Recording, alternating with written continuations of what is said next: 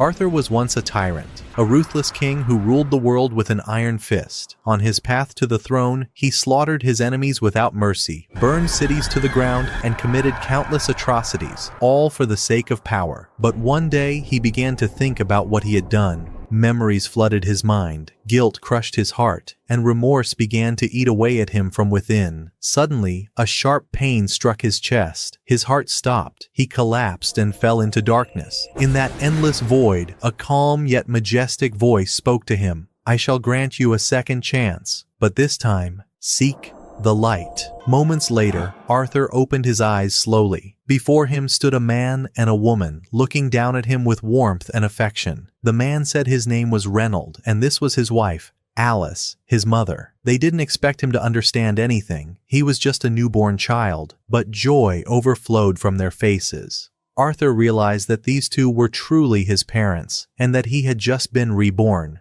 It was hard for him to believe that he had become a baby once again, yet he couldn't deny the comforting warmth that surrounded him. For the first time, he felt a strange, deep happiness. But along with that happiness came a new kind of suffering. His small, weak body that restrained him, his tongue unable to speak, his utter lack of control over himself. He would cry and soil his clothes without realizing it. Arthur, once a king who commanded armies, now felt completely powerless. Then, amid that helplessness, he witnessed something extraordinary. He saw Reynold gathering a mysterious energy in his palm before striking a massive boulder, shattering it in one blow. Arthur froze in astonishment. Even as a ruler of the world, he had never seen such power. What he witnessed wasn't mere brute strength. It was something beyond imagination. Reynold stood proudly, waiting for praise from his family, but he failed to notice the weakened rock behind him. It crumbled instantly, falling right on top of him. Alice, having anticipated something like this, rushed forward immediately. She began to heal him with magic, scolding him gently to be more careful next time, especially when showing off in front of them. Reynold loved to joke around, but when it came to real danger, he was no fool. He could kill a wild boar with a single strike.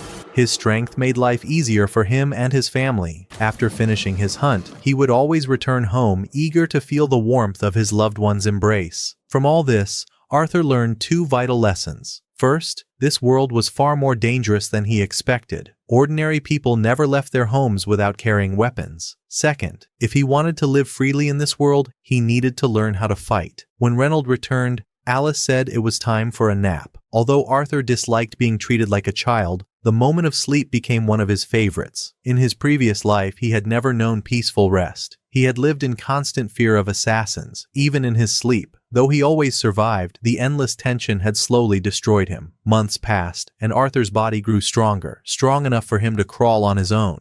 The first thing he did was crawl toward a mirror and stare at himself for a long time. To his parents, it was a cute act of curiosity from a baby, but to him, it was the discovery of his new face, trying to comprehend that this was truly his new form. Now that he could move freely, he decided to act. During the next nap time, while Alice was busy in the kitchen, he slipped away unnoticed. He crawled silently across the floor, reached the other side of the room, opened the library door, and pulled out a book from the shelf. Eager to learn about the world he now lived in, he discovered that the continent was called Decathlon, divided into 3 kingdoms.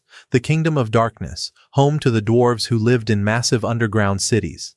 The Kingdom of Elenoir, homeland of the elves who dwelled deep within the forests.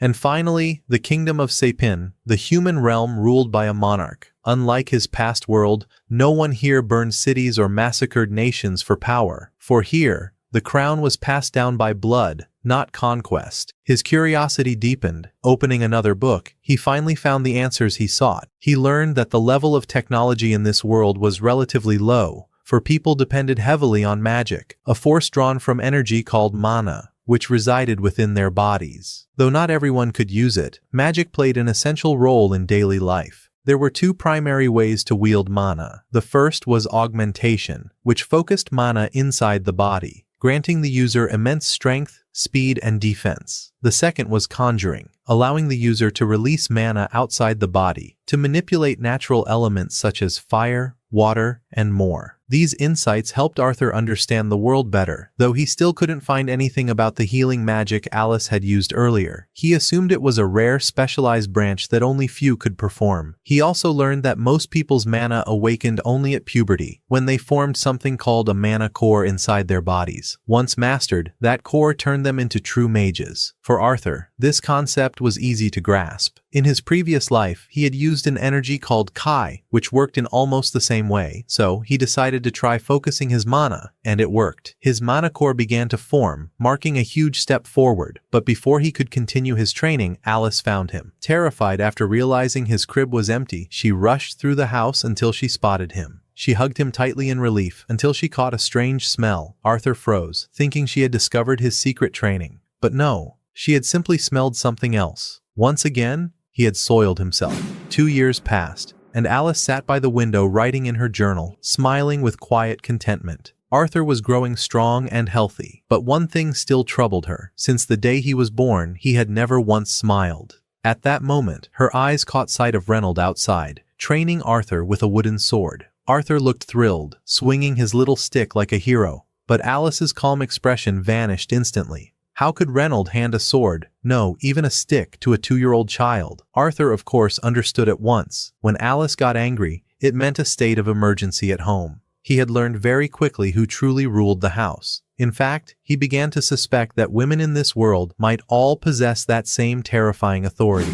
Later, Alice decided to take a stroll through the city, and Arthur was more excited than ever. It was the perfect chance to observe the outside world and gather information himself. He carefully studied the weapons displayed in shops, trying to gauge this world's level of technology. Then, something extraordinary caught his eye. A man conjuring flames in his palm, performing fire magic right before him. The day turned out to be incredibly productive, but his small body could no longer keep up. Exhaustion pressed on his eyelids. When they returned home, Alice immediately put him to bed, and though this new life left him helpless and dependent, he was starting to love it. For the first time, he felt the warmth of family. In his previous life, Arthur had been an orphan. Raised in a cold, loveless orphanage, he had never once known the comfort of a mother's embrace or a father's gentle pat on the shoulder. This life was the greatest gift fate could ever have given him. The next morning, Arthur stood near the window, watching Reynold train in the garden. He was fascinated, eager to witness magic being used in real combat. He focused on every movement, memorizing each flow of mana inside his father's body. Every time Reynold channeled mana into his limbs, Arthur's curiosity burned brighter. He longed to try it himself. Just as he was about to sneak outside to train, Alice called from behind. "Come now, sweetheart, it's nap time." Still unable to speak properly, Arthur protested with a few childish gestures as he passed by the library. He wanted to read another book, but Alice said gently, yet firmly, "Not now." Later, normally, he would have had no choice but to obey. But recently, he had mastered a secret technique, the innocent face. He looked up at her with that irresistible expression, wide-eyed and pleading. Her sternness melted in an instant. "Fine," she sighed with a smile. "Take this book, read a little, then straight to bed." The moment she left him alone, he began practicing magic again. For 2 entire years, Arthur trained his control over mana until he finally succeeded.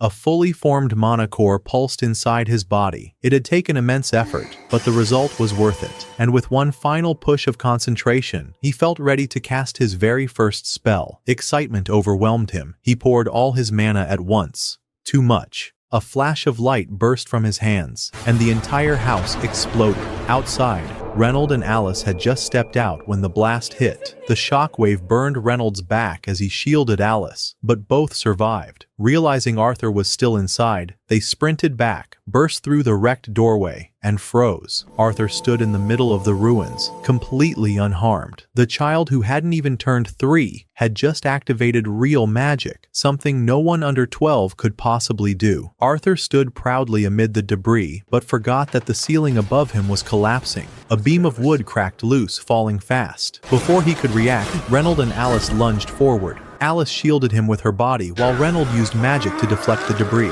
Arthur froze. It was the first time in his 2 lives that anyone had risked their life to protect him. Tears streamed down Alice's face as she clutched him tightly, and for the first time in his life, Arthur cried with her. In his past life, he had been merciless. He remembered the time an assassin was caught trying to kill him. The council wanted to send the man's wife and son to the torture camps. The assassin begged for mercy, but Arthur, cold and heartless, killed them all himself, saying that death was kinder than what awaited them. Now, everything was different. Instead of passing death sentences, he spent his days training beside his father. One morning, Reynolds asked him to try on the enchanted gloves he had crafted, but Arthur replied calmly, "No, I'll use a sword." Reynolds chuckled. "Fine then. Swords it is, but I'll enhance mine with mana." The shock came an instant later. Arthur did the same, and with a single swing, his blade cleaved Reynolds' sword clean in two. At that moment, Reynolds realized that Arthur had grown beyond what ordinary training could offer. It was clear the boy needed a true mentor, someone capable of refining his extraordinary talent. When Reynolds returned home and told Alice, she refused immediately. Her voice was firm. "I will not send my son away to another city for training. We agreed. You teach him combat, and I teach him magic." But Reynolds saw what she could not. He was certain their child was no ordinary boy. He was a miracle. A child who could cut through a sword enhanced with mana could never be a mere trainee. He said seriously, "He's different, Alice. This boy could become one of the strongest people in the world. He deserves a real teacher." Alice couldn't deny her son's gift. Yet the thought of sending him far away filled her with unease. The discussion soon turned into a heated argument, neither of them willing to yield. In the middle of their tension, Arthur sat quietly, watching them. Then he spoke in a calm, almost innocent tone. "Why don't you both come with me to the city, instead of leaving me there alone?" The parents exchanged surprised glances. It seemed neither had even thought of that. Then, both burst out laughing. "This boy really is a genius," Reynolds said, grinning. The next morning, a large carriage arrived to take them to the city. They would be traveling with some of their old friends, those who had helped Reynolds and Alice rebuild their house after Arthur's earlier explosion. Their group was a unique one. The leader, a tall man with a bright smile, introduced himself as Adam. Next came Angela, cheerful and confident, followed by Durden, a young man with a calm demeanor. While Arthur looked around, he noticed a girl standing silently on top of the carriage. The others told him her name was Jasmine. The last to join them was Helen, the skilled archer of the team. Once introductions were over, everyone climbed into the carriage and the journey to the city began. Alice looked at her son and smiled. "Are you happy, Arthur? This is your first long trip." He nodded, smiling faintly. But inside, he thought wryly, "Unbelievable. They still use horse-drawn carriages here? In my previous world, I had an entire fleet of flying cars." The journey lasted an entire day. When they finally stopped to rest, the group began setting up camp until a pack of wolves appeared from the woods. The team reacted instantly. They fought with coordination and precision, taking down the beasts in moments. Arthur watched from a distance, eyes wide with awe. It was his first time witnessing a real battle. At that moment, he knew he had to grow stronger, strong enough to protect himself one day. With so much meat from the slain wolves, they decided to roast it for dinner. While everyone ate, Alice noticed a deep cut on Reynolds' arm and rushed to heal him. But Jasmine stopped her and said firmly, "Wait, not here." Everyone turned to her, puzzled. She continued in a serious tone, "Healers are rare in this world. If anyone sees you use that kind of magic, you could become a target." Alice understood and waited until it was safe, then healed him quietly with her gentle touch. Once things calmed down, Adam decided to spar with Arthur to test the boy's skills. He'd heard stories of the child's strength and wanted to see it for himself. Charging his spear with mana, Adam said, "Ready yourself." Arthur smiled lightly and answered not with words, but action. He focused, infused mana into his body, and the air around him shimmered. Then, in a blur, he vanished and reappeared before Adam in the blink of an eye. The move was so sudden it nearly caught Adam off guard, until Arthur stumbled and fell face first into the dirt. They continued briefly, but when Adam pushed him, the lightweight boy was flung into the air. He would have hit the ground hard if the others hadn't caught him in time. "Calm down, Adam. He's just a kid," they scolded. Breathing heavily, Adam replied in honest disbelief, "I couldn't help it. The boy's strong. His strikes throw me off balance." Reynolds must have trained him like a beast, but the truth was that Arthur hadn't learned from anyone. He had taught himself, using the experience of a former king in a child's body. Suddenly, Jasmine appeared behind him, making him flinch from her sudden closeness. She looked at him with a faint smile and said, "Can you teach me how you move mana through your legs like that?" From her determined gaze, Arthur knew she wouldn't take no for an answer. He gave a shy smile and nodded. And so, for the first time, he became a teacher. The next day, the group continued their journey as planned, stopping occasionally to rest or train. During one break, Adam taught Arthur the basics of spear fighting, while Helen showed him how to aim with a bow. Having only known the sword in his past life, Arthur found these lessons refreshing and valuable. The following day, Jasmine handed him a small dagger as a gift of thanks for teaching her. Her expression was different now, gentler, warmer. She was beginning to admire him, even though she was not someone who trusted easily. But peace never lasts long. As they traveled, their convoy was ambushed by a large band of thieves. Dozens surrounded them from every direction. The leader of the bandits barked out an order, his voice sharp and cruel. "Take the women and children alive! We'll sell them as slaves!" His men charged in unison. The team fought fiercely. Reynolds' skill outshined everyone's, but their enemies were too many. Despite their strength, it was clear they wouldn't hold out forever. Then, the bandit leader struck Reynolds with a powerful blow, sending him crashing onto one of the wagons. He was badly wounded. Alice tried to rush to him, but he shouted, "Stop! If they learn you can heal, you'll be the first they target." Then he turned to Arthur, speaking through pain. "Take her and run. Protect your mother. She's carrying a child. You're the older brother now." Arthur froze, stunned.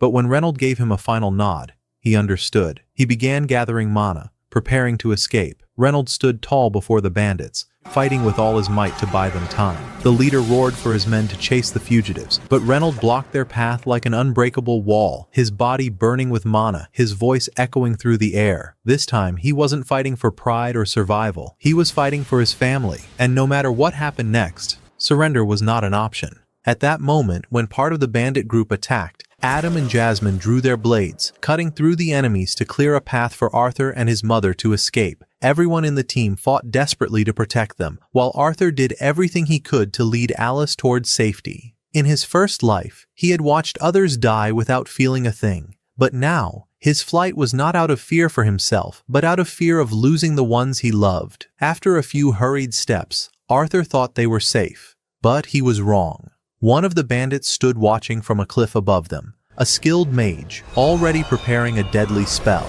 The air trembled before they could even react. The spell activated in an instant. Arthur barely managed to push Alice aside before the explosion struck.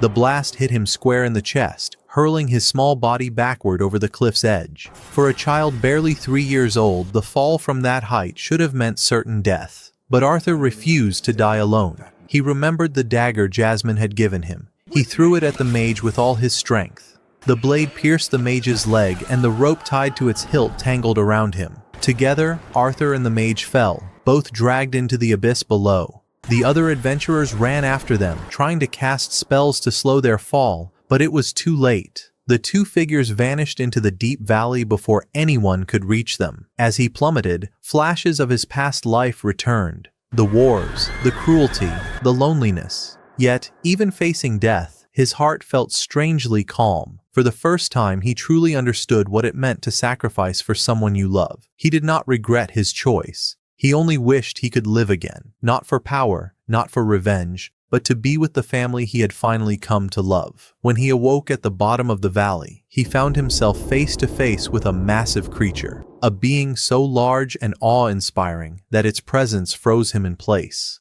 Instinctively, Arthur tried to defend himself, but the creature spoke in a calm, deep voice. "I did not come to harm you. I came to be your companion." Arthur hesitated, unsure if he could trust such a monstrous figure, but his body was in pain, his wounds severe, and he was too weak to move. The creature plucked glowing fruits hanging from the cave walls and placed them before him. "These will help you heal," it said gently. Arthur didn't trust food that grew from stone, and tried to stall by speaking, but pain seized him, forcing a cry from his throat. The creature looked at him in wonder. "For you to survive a fall like that, it's nothing short of a miracle." It refused to answer his questions until he ate something. Expecting a bitter taste, Arthur took a cautious bite, only to find the fruit astonishingly sweet. He ate another and another. It was the first real food he'd tasted in what felt like years. When he had regained some strength, he asked about his parents. The creature replied that it could not leave the cave, but it could see what was happening outside. With a motion of its claws, a glowing window appeared in the air. Through it,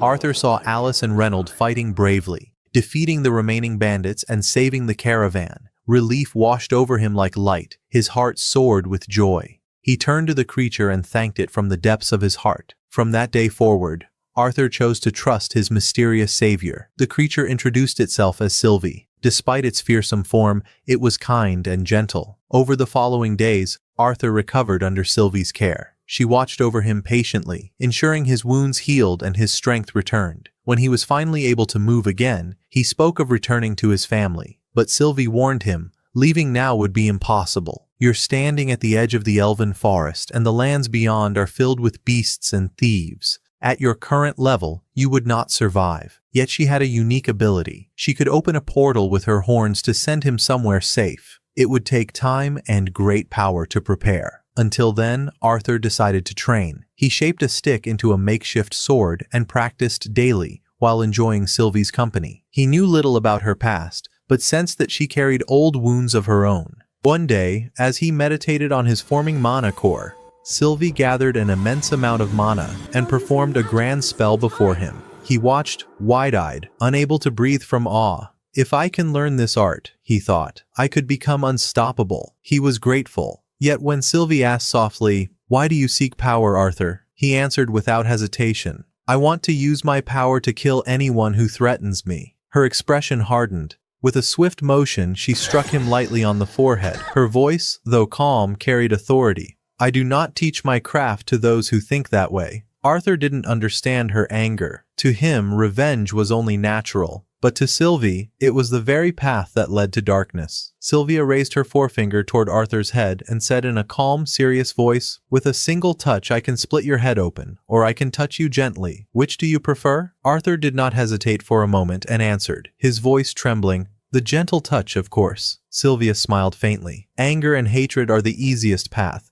but once you let them rule you, your life becomes an empty circle of bitterness and endless revenge. That is the last life I want for you." Then she asked again, "Then, what will you use your strength for?" This time, Arthur thought honestly. He did not recall his pain or the bandit's betrayal. He remembered his parents' and friends' laughter. He smiled lightly and said, "I want to use my strength to protect those I love." Sylvia's face lit at that answer, her happiness showing despite herself. Yet outside, beyond the cave walls, there was another beast, one that resembled Sylvia to a startling degree, who had long been tracking her and had finally drawn near. Sylvia began teaching Arthur her personal technique, showing him how to focus mana around his body. With each new training, Arthur felt his strength rising little by little until joy filled his heart and he ran to her to thank her for what she had taught him. Suddenly, Sylvia stopped, the color draining from her face. "Someone is approaching," she said in a low voice. She shoved Arthur hard against the wall and covered him with conjured stone,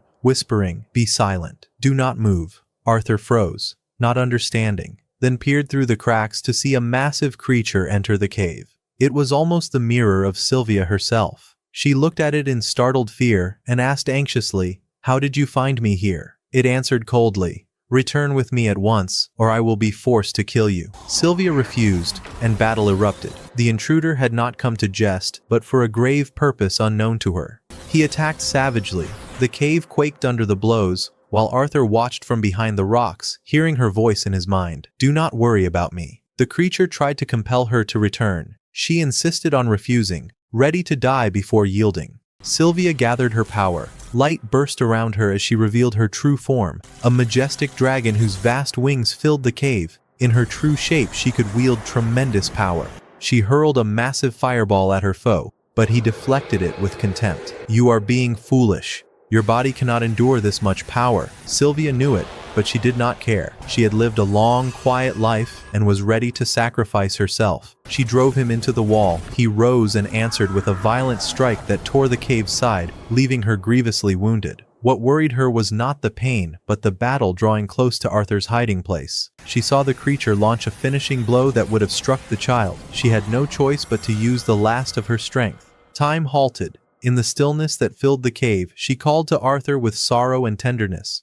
"Come out now, Arthur." He emerged, stunned, wanting to ask about her being a dragon, but time was short. She spoke quickly, her voice faltering. "Time is brief. I have opened the portal I prepared for you, but it will not take you straight home. My wounds have weakened me. It may send you elsewhere, but to safety. What matters is that you leave this forest." Then she looked at him with a trusting smile and said, "I believe in you. You can rely on yourself now, and one day you will return in peace." She asked him one last time, "What will you use your strength for?" he answered without hesitation. To protect my family. Sylvia smiled in deep relief. That is what I wanted to hear. Before he departed, she said, "Wait, I have something to give you." A small egg and a glowing feather appeared before him, both radiating strange energy. Wrap the egg with this feather and keep them safe. They are a trust in your hands. Then she reached out and touched his arm. In an instant, black markings appeared, covering Arthur's forearm. He recoiled in fear. What is this? What is happening to me? Sylvia smiled weakly. You will understand their meaning one day. But sadly, I will not be here to explain it to you. She fell silent,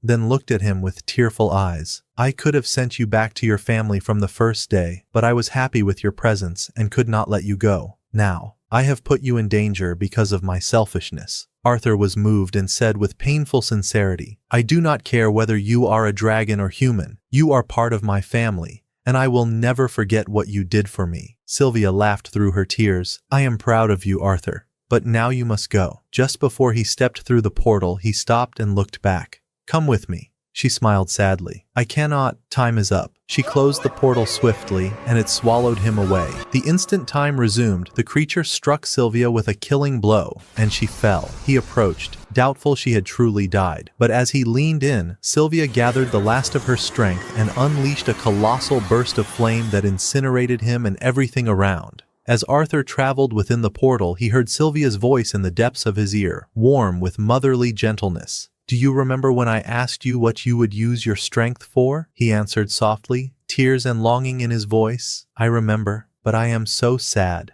She spoke with tender wisdom. The world truly is sad, Arthur, full of pain, but that is why you must change it. I want to change it, Sylvia, he said. Her final words faded like echoes. Know that you do not have to change it all at once. Change it step by step. You were once a king, and I know your past, but this time, be a king with a pure heart, without hatred and without injustice. Arthur awoke lying on the forest floor, clutching the egg and the glowing feather Sylvia had given him. He swore to keep his promise, but first, he needed to find a way out of the forest where the portal had cast him, the elven forest. Every step he took was heavy with tension and uncertainty. Suddenly, a sharp cry pierced the silence. A girl's scream for help. Arthur gathered mana in his legs and dashed toward the sound at full speed. He leapt up a tall tree to see from above, and what he saw froze his blood. A group of bandits had captured a young elven girl, binding and gagging her as she struggled to break free. Their intentions were obvious. They planned to sell her on the black market for a high price. The scene dragged Arthur's mind back to the day his own family had been attacked by bandits, to the same vile words about selling women and children into misery. Rage flared within him instantly. He wanted to kill them all. But then, Sylvia's voice echoed in his heart. Control your anger. He remembered her lesson, forcing himself to calm down and think. A reckless attack could endanger the girl's life, so he decided to wait, to strike only when the time was right. He hid in the shadows and waited until the sun disappeared and darkness fell. When night swallowed the camp, Arthur moved silently. He noticed the bandits had chained several wolves nearby. It was strange.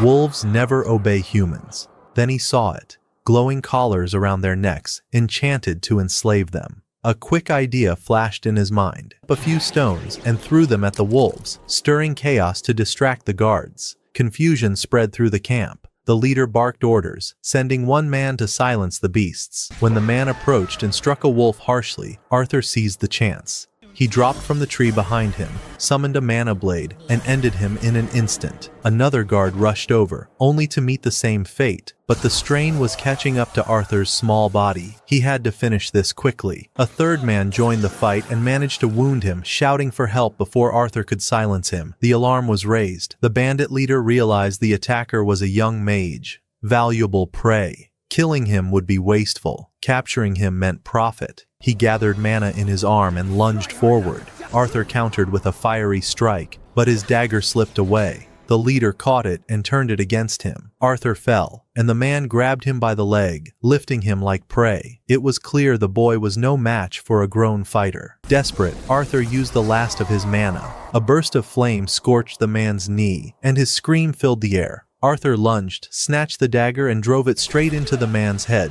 The leader dropped dead. The last bandit wounded earlier tried to flee, but Arthur finished him as well. Then he ran toward the wagon where the elven girl was trapped. She looked pale and terrified, unaware of what had happened. Arthur told her softly that the bandits were gone and she was safe now. Her name was Tessia. When she reached for his hand to step down, she noticed blood on his arm and gasped, asking if he was hurt. Seeing her fear, Arthur told her to stay back, then covered the corpses with blankets. He didn't want her young eyes to witness such horror. After a while, she asked about the others who'd been captured with her. He hid the truth, saying gently that it was only a small incident, that everything was fine now. She didn't question him further. He fetched her bag from the wagon and told her she could go home, but Tessia grabbed his hand tightly, begging him not to leave her alone. She was trembling, too scared to cross the forest by herself. Though Arthur knew the direction, he had no idea how far her home was. He didn't want to delay his journey, yet he couldn't abandon her either. So he agreed to escort her to the forest's edge. He noticed the wolves the bandits had enslaved and thought of using them for travel, but he didn't know how to control them. Tessia suggested removing the collars to set them free. Arthur hesitated. What if they turned on them? But she reassured him softly, they won't. I didn't hurt them. The forest protects its own. He trusted her words. When the collars were removed, the wolves gazed at them for a moment, then turned and vanished peacefully into the dark woods. In the next morning, Arthur and Tessia began their journey toward the elven village. After walking for some time, they decided to rest and share a meal. Arthur prepared a simple soup of dried meat and salt, saying gently, "You should eat. You'll need your strength for the long road ahead." Tessia sniffed the aroma shyly and said, "It smells a little strange." Arthur smiled. "I'm no great cook, but it's better than nothing." Quietly for a while, until Tessia, curious, asked, "Why did you come to the elven forest? Humans don't usually enter here, especially alone." Arthur told her he'd been separated from his family by mistake, then asked about her life in return. Tessia smiled softly. "My parents are always busy, so I spend most of my time with my grandfather and the servants. Grandfather loves me very much." The journey continued, but since Tessia didn't know how far the village was, they couldn't guess how long it would take. Worse, the wolves they had freed earlier began following them from a distance. Arthur regretted not killing them. He feared they might attack later. When night fell, he decided to stay awake outside the tent to guard Tessia. A few minutes later, she stepped out, her voice trembling. "Come inside. It's cold." He replied quietly, "I'm fine. I don't need sleep." But the truth was clear. She was afraid to be alone. Seeing that, Arthur smiled and went inside. He sat awake near the tent's entrance, watching over her. Tessia tried to look brave, but her shaking shoulders betrayed her. "Stay close to me," she whispered softly, then turned to her side and fell asleep. The night passed peacefully. No wolves, no danger. By morning, they resumed their path. Tessia was beginning to feel comfortable around Arthur, slowly forgetting the horror of the slave traders. Still, she struggled with simple survival tasks. When they reached a shallow pond, she couldn't cross it on her own, so Arthur lifted her in his arms and carried her across. But halfway through, he felt a sudden, sharp pain in his chest, his heartbeat pounding violently. He leaned against a tree, gasping for breath. Tessia, worried, ran off to find healing herbs. But Arthur realized this pain wasn't from sickness. It was something else entirely. While he sat catching his breath, the same wolf they'd seen earlier appeared before him. He tensed, unable to stand or fight. When Tessia returned with the herbs, Arthur warned her to stay back. But what happened next left them both speechless. The wolf dropped a dead boar in front of them, then quietly walked away. Arthur froze in disbelief, while Tessia smiled softly and said, "Maybe it wanted to thank you for freeing it." That night they sat beside the fire, roasting the boar's meat. Tessia laughed as she took a bite. "It tastes so much better than your soup." Arthur chuckled under his breath. While he dozed, Tessia began telling him stories about the kingdoms of humans and dwarves. "My grandfather used to read them to me," she said, smiling wistfully. Then, gazing into the flames, she added, "I always dreamed of seeing those lands myself, but we elves don't trust the other races." When she saw that Arthur had fallen asleep, she gently covered him with a blanket and whispered, "Good night." The next morning, they continued onward, but the pain in Arthur's chest had grown worse. "I'm sorry," Tessia said softly. "I don't know how to help you." He smiled faintly. "It's all right. It's not your fault." They exchanged light jokes, and Arthur found himself thinking something he'd never felt before. For the first time in his life, he wasn't alone. Tessia was his first true friend. Suddenly, Tessia stopped and gasped. Arthur looked up. Before them stood a massive tree, and at its center shimmered a glowing gate. She turned to him with a bright smile and said, "This is the entrance to the elven village. Come with me." But the elves still despised humans. The moment Arthur stepped through the gate, soldiers seized him and pointed their blades at his throat. He looked to Tessia, hoping she'd speak for him, but she stood silent, her face cold and distant. Betrayal struck him like a blade. He thought she had deceived him, led him here to die. His chest burned with bitter self-mockery. How foolish he'd been to believe he could have a friend. One of the guards raised his sword to strike, and then Tessia screamed, "Stop!" A guard warned her sharply, "This human is dangerous." But she cried out, tears trembling in her voice, "He's not dangerous. He saved my life." Her words should have calmed them, but the elves believed she was under a human spell. Tension thickened, until a commanding voice echoed across the square. "Leave the boy." An elder stepped forward. Virion, Tessia's grandfather, and the former king of the elves. Wise and calm, his presence silenced the crowd. He believed his granddaughter's story and turned to Arthur with solemn respect. "The sudden return of our missing princess with a human might raise suspicion," he said, "but I believe your words." Relief flooded Arthur. He would live. Yet shock soon followed when he learned the truth. Tessia was an elf princess. He had spent days beside her without knowing. Moments later, her parents arrived in haste. Tessia ran into their arms crying with joy. They were the current king and queen of the elves. But unlike Virion, their hearts were less forgiving. The king's eyes flared with fury when he saw Arthur. "What is this filthy human doing in my kingdom? Arrest him at once." No one moved. Virion's voice had already echoed through their hearts. "Leave him." All feared the old king's authority. He said firmly, "This boy saved our princess. He deserves honor, not chains." Tessia pleaded with her father to let Arthur stay in the palace as a guest. The king hesitated. Allowing a human into elven lands was forbidden. But in the end, he yielded to his daughter's tearful insistence, granting Arthur permission to enter the palace, against every rule their kingdom had ever known.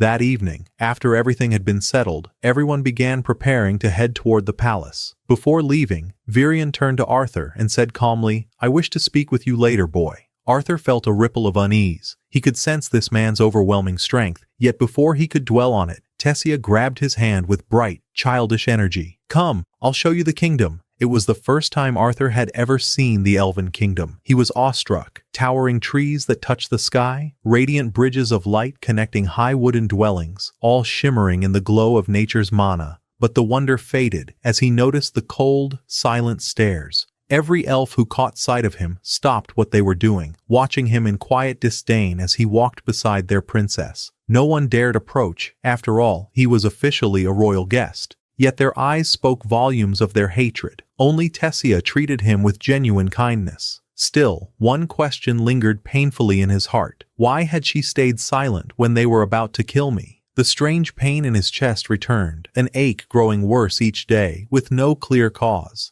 When they reached the palace, the servants received him with formal courtesy, following Tessia's direct order that Arthur be treated with full respect despite being human. Once everything was arranged, she turned to him with a playful grin. "Come on, let's play a bit." But Arthur replied gently, "Before that, I want to speak with your parents. They'll want to know what happened." She nodded and they went together to the royal meeting chamber. The room was prepared elegantly. Servants brought fruit and tea, and the atmosphere resembled a quiet royal banquet. But the subject of the meeting was far from light. The king stepped forward, his voice composed and regal. "My name is Alduir, king of the elves. This is my wife, Queen Muriel, and my father, Virion. Arthur bowed respectfully. "It's an honor to meet you all. I am but a simple boy from the kingdom of Sapin. I know my presence here is unusual, perhaps even bold, so I thank you deeply for your hospitality." Alduir studied him closely, surprised. "A young boy who speaks with such composure? Intriguing. But tell us, what exactly happened to our daughter?" Arthur began recounting everything. How he'd been separated from his family after the bandit attack, how he'd wandered into the elven forest, and how he saved Tessia from the slave traders. But he deliberately omitted one truth: his encounter with Sylvia. When Alduir heard about the slavers, fury ignited in his voice.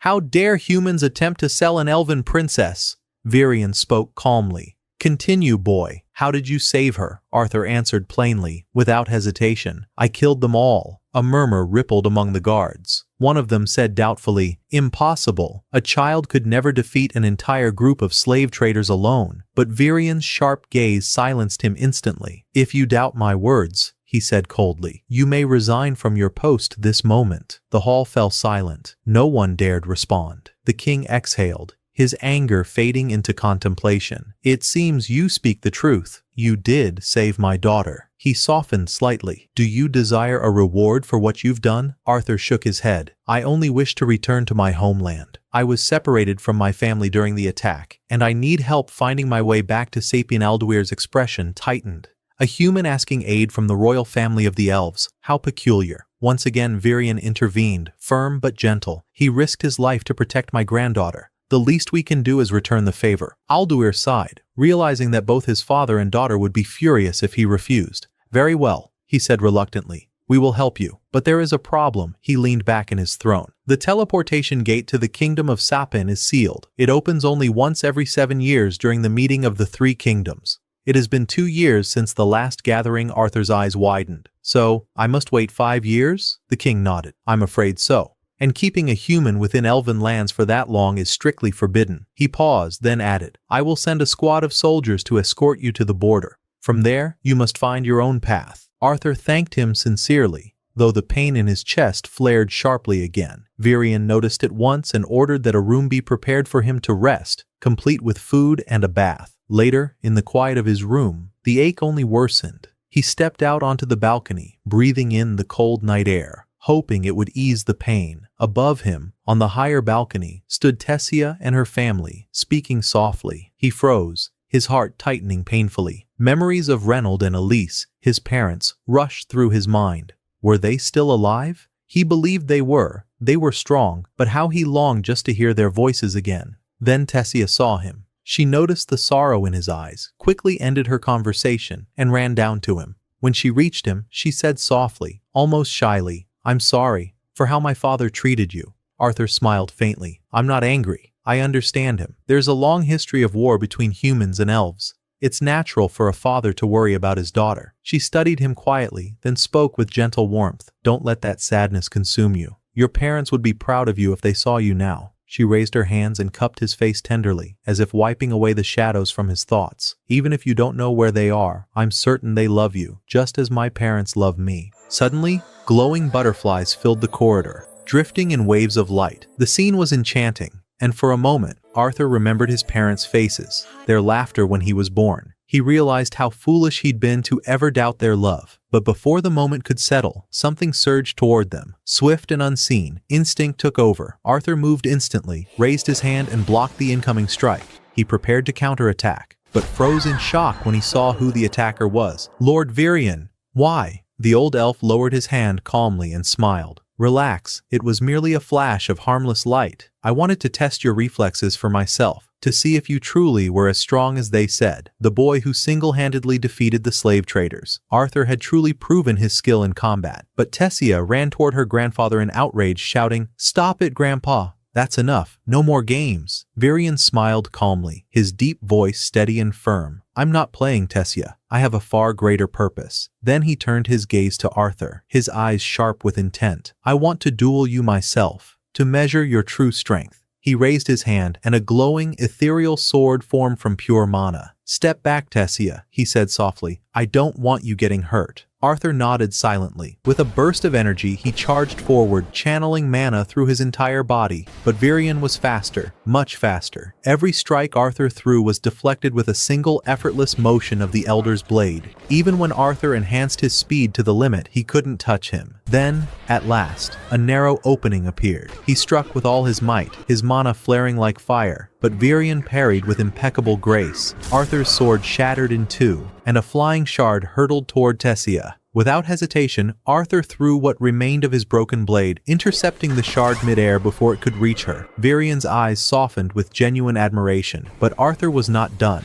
He refocused his mana and lunged once more. Still, the difference in their strength was overwhelming. No matter how fiercely he fought, he couldn't land a single decisive hit, yet he refused to give up. Suddenly, he feinted left, twisted his stance, and darted upward, then tapped Virion lightly on the forehead with his broken hilt. The strike caused no harm, but the old king froze, startled. He had actually been touched. His defenses breached for an instant. He stepped back, lowering his sword with a faint laugh. At that moment, Tessia stormed over, her voice trembling with frustration. Enough! I'm sick of watching you bully him. Arthur chuckled softly. I'm fine, he said, smiling. It's an honor that your grandfather wanted to test me himself. Virian's expression turned serious, and his next words caught everyone off guard. I want to take you as my apprentice, Arthur. Arthur froze in disbelief. You're serious? Virian's tone was absolute, steady, commanding. I do not joke about such things. Will you accept? Arthur hesitated. To be trained by Virian, the legendary former king of the elves,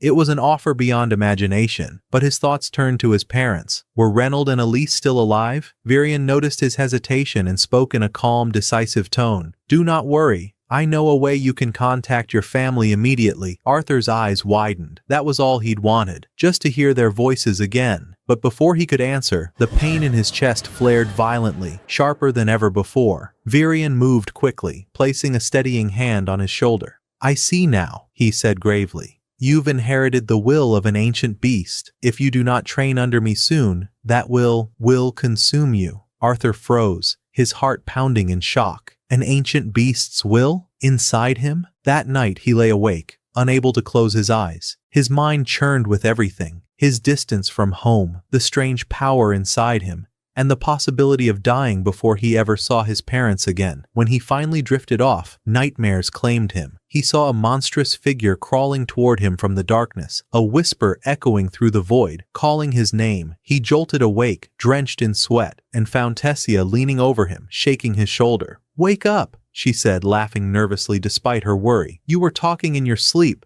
Something about a monster you were fighting. He wiped the sweat from his brow, breathing deeply. She tilted her head with a grin. Come on, Grandpa's waiting for you outside. Hurry and get dressed. Still dizzy, Arthur stood and began changing. Then Tessia asked softly, So, have you decided? Will you stay and become my grandfather's student? He hesitated. I'm not sure yet. If he truly can help me contact my family, then I'll stay. Once ready, they headed down together. As they opened the doors to the hall, they heard raised voices. King Alduir was furious, shouting at his father. I will not allow a human to live among us. It violates every law we have. But Virian stood firm, unshaken. My decision is final. I will train him myself, and no one will change my mind. Tessia tried to defend Arthur, but her father refused to listen. His anger only deepened seeing his daughter stand beside the human boy. At last, Virian cut through the argument, his tone cold and absolute. Enough. Arthur, Tessia, come with me. We're leaving for a short journey. They boarded a carriage and rode deep through forests and open plains. Tessia, resting her head on the seat, soon drifted into sleep. Arthur watched the passing scenery for a while before asking quietly, Will it take long to reach our destination? Virian smiled faintly. Not long. And if all goes well, if you truly become my apprentice, then you'll be part of this family. He wasn't angry about Arthur's presence. In fact, he seemed genuinely glad. He'd noticed something precious. Tessia had finally found someone she could laugh with, someone who treated her like a normal girl rather than a princess. She had always been lonely, burdened by her royal blood.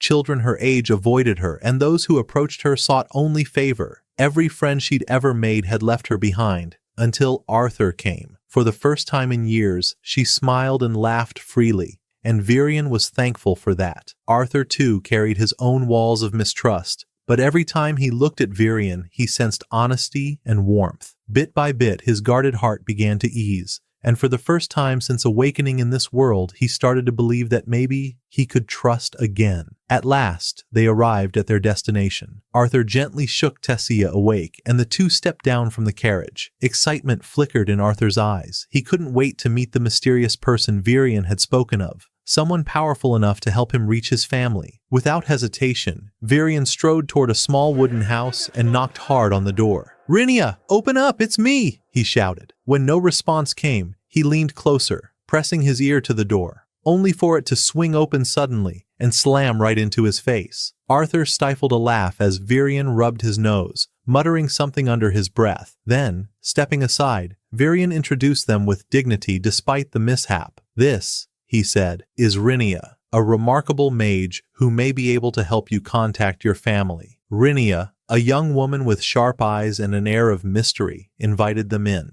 The interior of her home was simple, shelves of books, faint incense, and a wooden table with a single bucket of clear water. Arthur blinked in confusion. A bucket of water? That's how she's going to help me? As if sensing his thoughts, Rinia smiled faintly. I belong to a rare lineage of mages, she said. Those who can glimpse both past and future. But such sight comes at a cost. You must focus your heart. She gestured toward the bucket. Look into the water. Picture your family. Remember every detail of them as vividly as you can. Arthur obeyed, closing his eyes. A soft hum filled the air as Rinia's mana flowed into the water. The surface rippled, then stilled, and suddenly an image bloomed before him. He saw his mother, Alice, in the kitchen, finishing the dish everyone loved. The same meal Reynold adored. But without Arthur, the table felt lifeless. Neither knew whether their son was dead or alive after his fall from the cliff. Reynold bore the heaviest guilt. He often sat in silence, haunted by the thought that he had failed as a father.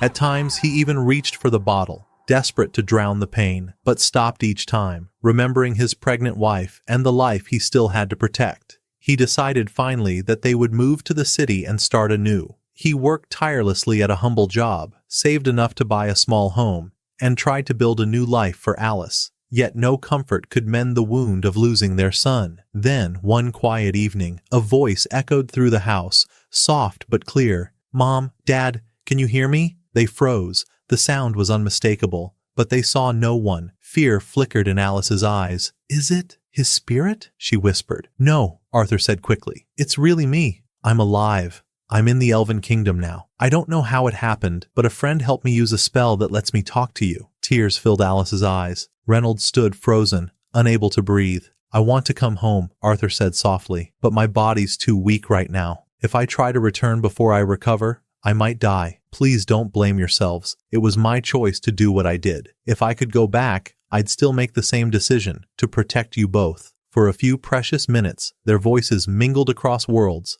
half joy, half sorrow. When the vision faded, Arthur's cheeks were wet with tears. He made himself a silent promise. They will never have to worry about me again. To keep that promise, he had to grow stronger. Turning to Virian, he bowed his head deeply. Please, make me your student. I want to learn from you, but there was a problem. Alduir, king of the elves, still refused to allow a human within his realm. Tessia stepped forward, her voice fierce but respectful. Father, you can't cast him out. He saved my life. How would that make you look before your people? Alduir frowned. His presence could cause political chaos. You don't understand the risk. But Virian ended the debate with a single sentence, his tone sharp and commanding. I've made my decision. From this moment, Arthur is my disciple. No one dared to oppose him. And so, Arthur received formal permission to stay in the royal palace. Later that evening, Alduir himself approached him. He sighed, looking less a king and more a tired father. I don't like humans, he said honestly, but you're different. You saved my daughter. For that, you have my respect. Consider yourself part of this family. Arthur was taken aback by the sudden change of heart, but it made sense. Tessia and Virian had stood by him unwaveringly. He bowed and said gratefully, I'm honored.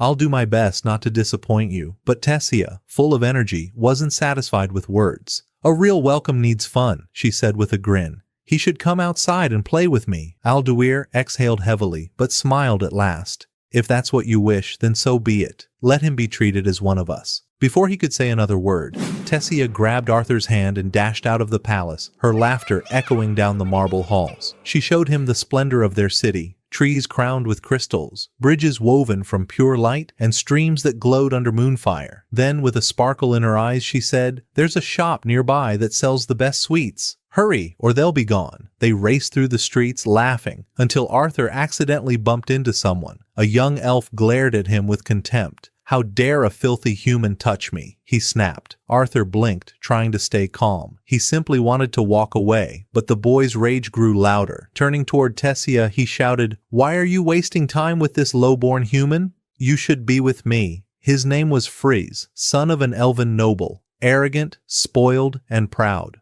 Arthur gave him a faint, mocking smile and deliberately mispronounced his name. Frizz went red with fury. Feigning innocence, Arthur said lightly, My mistake. I'll make sure to show you proper respect next time. Then he turned away and continued walking beside Tessia, quietly laughing to himself. But Friss wasn't a fool. He saw the glint of sarcasm in Arthur's eyes. He realized the boy had mocked him deliberately, and at that moment, Friss's pride ignited with burning hatred. He swore silently to himself. He would not let this insolence pass unpunished. At that moment, Friss decided that the only way to regain his pride was to challenge Arthur to a duel, an act he considered far too important to let go. Before the tension could grow worse, Tessia stepped forward and stood firmly between them, her tone sharp and unwavering. "You've gone too far, Friss. I don't care if you're a noble. This is beyond reason." But Friss refused to back down. His smirk returned, laced with arrogance. "This is my right," he said coldly. "Anyone who insults my name deserves to face me in battle." Tessia didn't yield. She crossed her arms and reminded him clearly,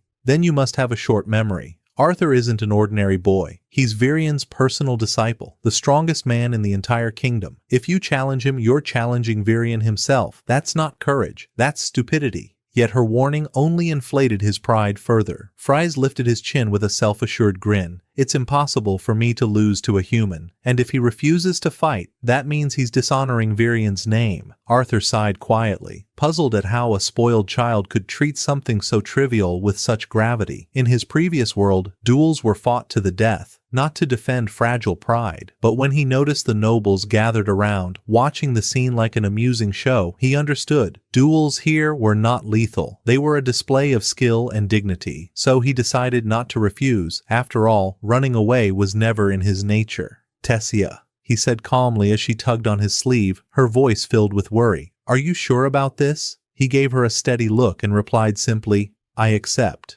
The crowd murmured as Friss stepped into the training arena, holding his polished staff with arrogant confidence. He smirked, convinced victory was already his. Then the match began. A flash, a movement too fast for the eye to follow, and in a single second, it was over. Arthur's first strike landed perfectly. Friss collapsed to the ground unconscious, his staff rolling from his limp hand. Gasps filled the air. The nobles rushed forward, trying to wake Fries, disbelief written across their faces. Tessia didn't look surprised at all. She had known this would happen from the start. She grabbed Arthur's hand, laughing lightly. "Come on, we're not done yet. There's still so much I want to show you." Together they wandered through the glowing streets, visiting shops and marveling at the beauty of the elven capital. Eventually they found a quiet balcony overlooking the forest, where they sat to rest. Tessia turned to him, curiosity bright in her eyes. "When will you start training with Grandpa Virian?" "Tomorrow morning," Arthur replied, but his expression was distant. His thoughts returned to Virian's warning, that the training would be grueling, and that he would have to endure it alone,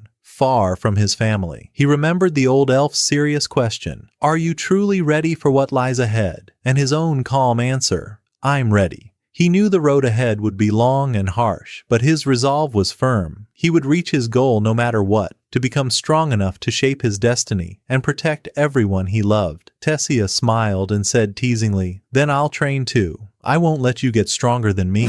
Years passed in a blur of training and laughter. Arthur and Tessia grew side by side, their rivalry sharpening their skills with every passing day. One morning, they saw Virian preparing to attend an important meeting. "What's it about?" Arthur asked curiously, but Tessia quickly changed the subject with a grin. "I made you a special burger today," she announced proudly, raising an eyebrow. "You better thank me properly for all my effort." Arthur took a bite, pretending to think deeply, then said with a mischievous smile, "It's fine. Average." Her face turned bright red. "Average?" she shouted, while he laughed under his breath, perfectly satisfied with her reaction. After breakfast, they headed to the training grounds under Virian's supervision. They began with hand-to-hand combat, testing each other's movements until Virian handed them both wooden swords. "Let's see how you handle real technique," he said. Arthur twirled his sword playfully. "Ready to lose again?" But this time Tessia didn't take the bait. She smirked confidently. "Today, my goal is to knock some manners into you." Their wooden blades clashed again and again. Days turned into weeks as their training advanced, until Virian finally gathered them both and said gravely, "It's time you learn about magic." He began his lesson. When a person opens the mana channels within their body, they gain the power to control one of the 4 basic elements: fire, water, air, or earth. The element you align with depends partly on your race. Elves are naturally attuned to air, while humans are often more balanced across all four. Dwarves excel in fire and earth, and other races have their own affinities. Then he added, some rare individuals, very rare, can control more than one element. Tessia, listening intently, asked, then why doesn't Arthur train using his mana like I do? Virian's tone softened. Because he's still unstable inside. There's something within him called the will of the beast. It disrupts the harmony between his body and mana. That's why he sometimes feels pain in his chest.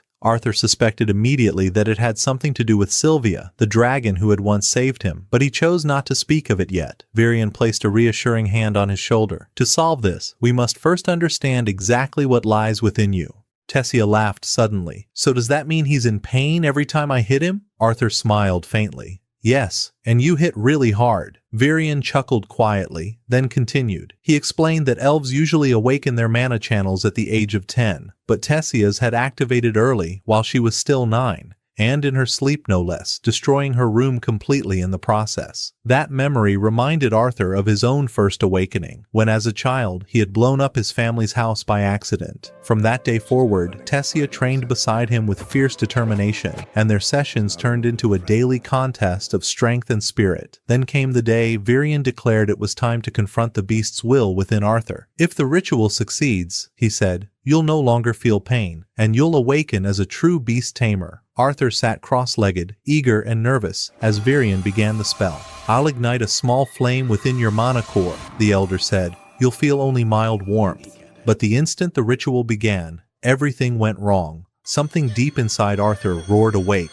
He screamed in agony as a wave of mana exploded from his body, throwing Virian and Tessia across the chamber. When the light finally faded, Arthur lay unconscious on the floor. Realizing the gravity of what had happened, Virian lifted him gently and carried him back to the palace, watching over him until he finally stirred. When Arthur's eyes opened, Virian asked quietly, tell me, boy, do you know what the beast's will inside you truly is? Arthur swallowed hard, his voice trembling. It's the will of a dragon. For a long moment Virian said nothing. Then he nodded slowly. I suspected as much. His expression turned solemn. Listen carefully, Arthur. Dragons are ancient, powerful beings. If anyone learns what lies within you, they will hunt you. For power, for greed, for fear. You must promise me. Tell no one. Arthur met his gaze and nodded firmly. I promise. As the days passed, his body stabilized, his strength grew, and the pain in his chest began to fade. One morning, Virian entered his chamber with a gentle smile. Good news, Arthur. You can return to your family in 4 months. Arthur's eyes widened.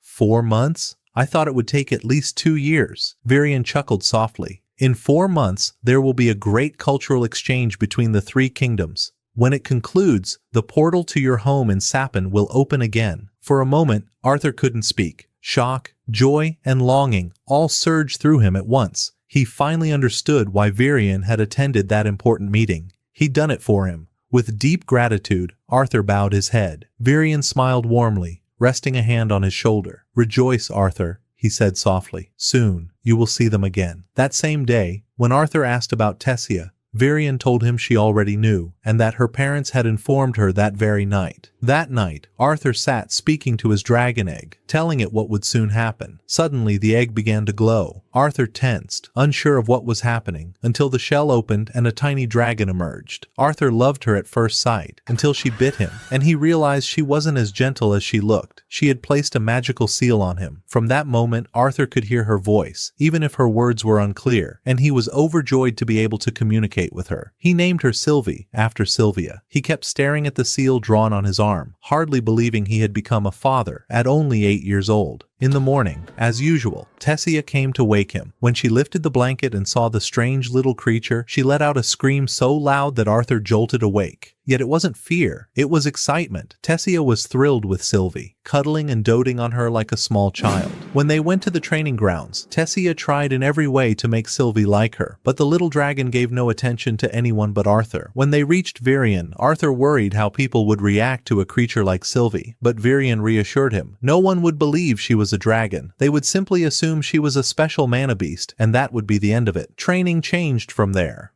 Virian told Arthur he must now learn to control the mana of beasts, and that the best training was physical combat. But not just any combat. All at once, Virian turned into a terrifying beast with a deep, rumbling voice. His aura was heavy. The light around him seemed to be swallowed by the dark. Arthur was so shaken he couldn't see him clearly. Virian disappeared and reappeared in different places, until Arthur finally surrendered. When Virian returned to his normal form, he said the beast was called a shadow bancer, a creature that manipulates light and sound so completely you barely sense it nearby. Despite its great power, it consumes a tremendous amount of its wielder's energy. Then Virian took up a staff and smiled. Now, let's train like humans. Days passed, then weeks, then months. Arthur grew significantly, learning to command his mana and the strength of his beast until he became strong enough to face Virian's shadow bancer himself. As the portal's opening drew near, Tessia felt her heart breaking at the thought of parting. Seeing her sadness, Arthur decided to make peace. He slipped in through her window with a flower. When she stood before him, he tucked the flower behind her ear and asked if she wanted to go out for a while. They left together, ignoring the many warnings about entering the forest. They walked beneath the trees until Arthur lit a fire for warmth, and they sat beside it talking. Sleepiness began to weigh on Tessia, but she didn't want to leave him. They kept talking about the human world. Midway through,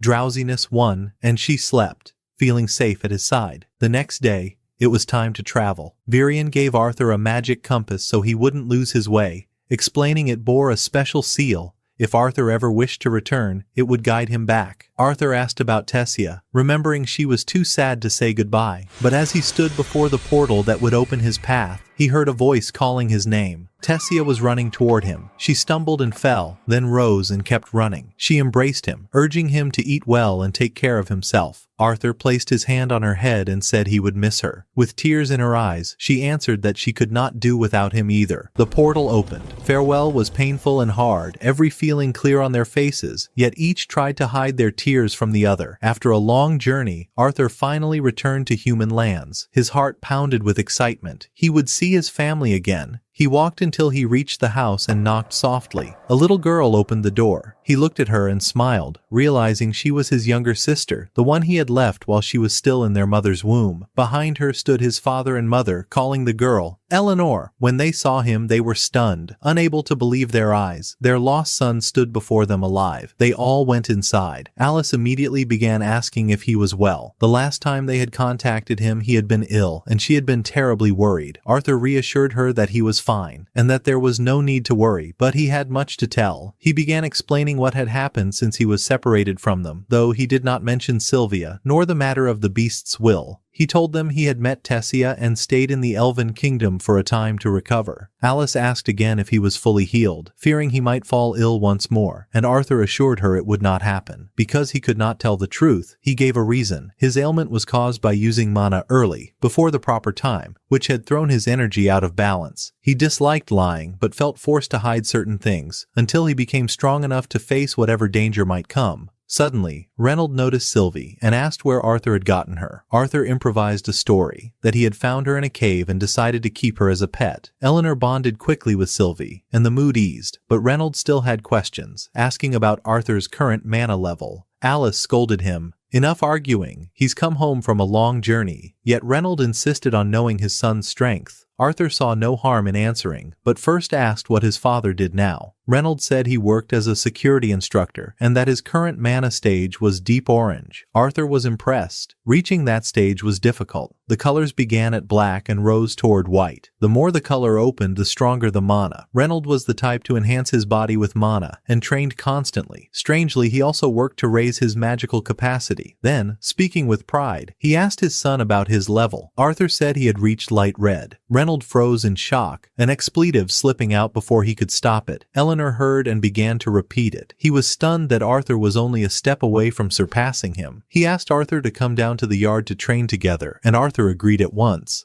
Before they could move, the door opened and Vincent entered, asking if Reynolds' son had truly returned. Reynolds introduced Arthur to Vincent, explaining he owned the auction house where Reynolds worked, his employer. Vincent and his wife Tabitha were delighted to meet Arthur, having heard much about him, and Arthur said it was an honor to make their acquaintance. Then Vincent and Tabitha introduced their daughter Lilia to Arthur, At first, she was shy and barely spoke, but the moment her eyes landed on Sylvie perched on Arthur's shoulder, she fell in love instantly. She asked softly if she could touch her. When Arthur nodded, Lilia reached out and began to pet the little dragon gently, her face lighting up with pure joy. Reynold chuckled and said, "You'd better be careful, Arthur. Remember, this house belongs to Vincent now, so you should ask before you go breaking anything." At the word breaking, Vincent's face stiffened in alarm. His suspicion was soon confirmed when he realized that Reynold and Arthur were planning to have a sparring match in the garden. Everyone went outside to watch. "Wait," Vincent said, incredulous. "You mean Arthur is going to fight his own father?" He could hardly believe that a boy so young had reached such strength, but Alice smiled proudly and said, "My son learns quickly. If he says he can fight, he's not exaggerating." Tabitha looked at her husband with a calm smile and said, "Just sit down and enjoy it. You're about to see something special." In truth, Arthur had already reached the orange stage some time ago. Though during his training with the Beast's Will, he hadn't been allowed to use ordinary mana, still he'd kept a few surprises hidden, waiting for the perfect time to show them. The duel began. Arthur and Reynold exchanged blows, testing each other's strength. Admiration filled Reynold's face. "You've come a long way, son," he said between strikes. Even so, Reynold's physical strength gave him the upper hand. He pressed forward with a series of powerful attacks, forcing Arthur back. Then he decided to take things up a notch. Flames ignited around his arm as he warned, "If you think you can't handle this, now's the time to quit."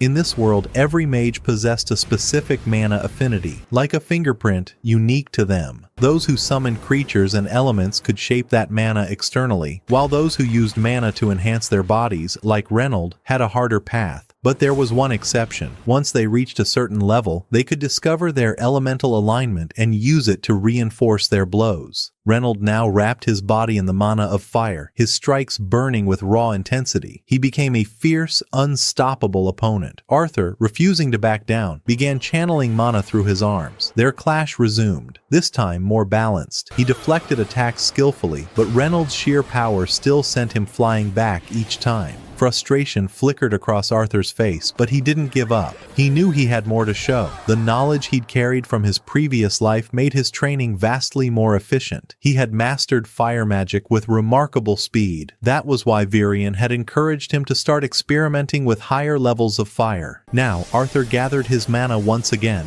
and something changed. Sparks of lightning began to crackle around his body. Yes, Arthur was using lightning. It was the first time his new ability had surfaced. Reynolds stared in disbelief. At first, he thought Arthur was manipulating a hotter form of fire. But no, it was genuine lightning, and that wasn't all. While lightning surged in his hands, Arthur simultaneously drew water from a nearby fountain and launched it behind Reynold. His father barely managed to block the attack, his mind reeling. Arthur could control two elements, fire and water, without even realizing he also wielded lightning. Reynold was stunned, overwhelmed by pride. He approached his son and pulled him into a firm embrace. "Where did you learn all this? What else are you hiding from me?" Arthur smiled humbly. "I've just started practicing lightning magic.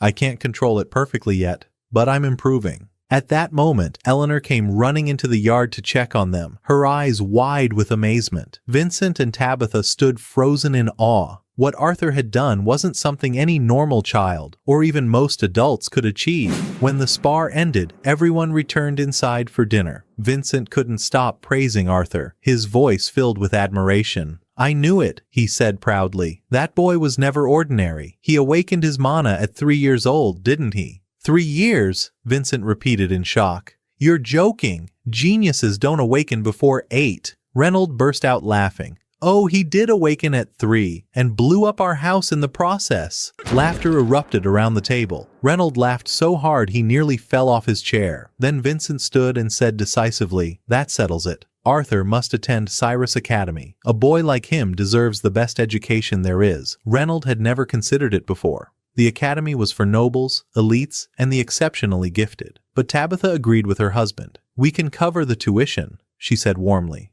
"A talent like Arthur's shouldn't be held back." Alice hesitated. "You've already done so much for us," she said softly. "And besides, he's only 8. The academy usually starts at 10. Vincent reassured her with a confident grin. "Don't worry. I know the headmistress personally. I can convince her to make an exception before he could finish." Arthur spoke up. "Can I give my opinion first?" he said calmly. "I just reunited with my family today. I'd like to stay with them a little while before being sent away again." He rose from the table and walked down the hall, still unfamiliar with the house's size. Suddenly, Lilia called out after him, "If you keep walking that way, you'll get lost. Come on, follow me." Arthur, smiling faintly, replied, "All right then, lead the way." Lilia led him toward the sitting room where the household staff usually gathered. Inside the servants' hall, Lilia was greeted warmly, as she always was when she found a spare moment to sit among them. Although Arthur had only returned that day, everyone already knew who he was, the boy who had just set the garden ablaze in a sparring match with Reynolds. He apologized for the trouble, but the servants took it lightly, laughing about it instead of scolding him. Lilia asked Maria if there was any meat left. Maria nodded but warned her kindly to watch her appetite. She'd been eating a little too much lately. One of the maids leaned toward Arthur and whispered that Lilia often came here whenever she was upset. Her parents kept pressuring her to awaken her mana, to become a magician like them. She wanted that too, but the pressure was exhausting. So, this room had become her refuge, a place where she could breathe and forget about expectations for a while. That night, Arthur sat with his family. They still couldn't fully believe he had come back. His face and stature had changed since they last saw him, but to them he was still the same son. To them his talent was extraordinary, and they were certain he would one day become a powerful mage. But even if he didn't, their love for him would never change.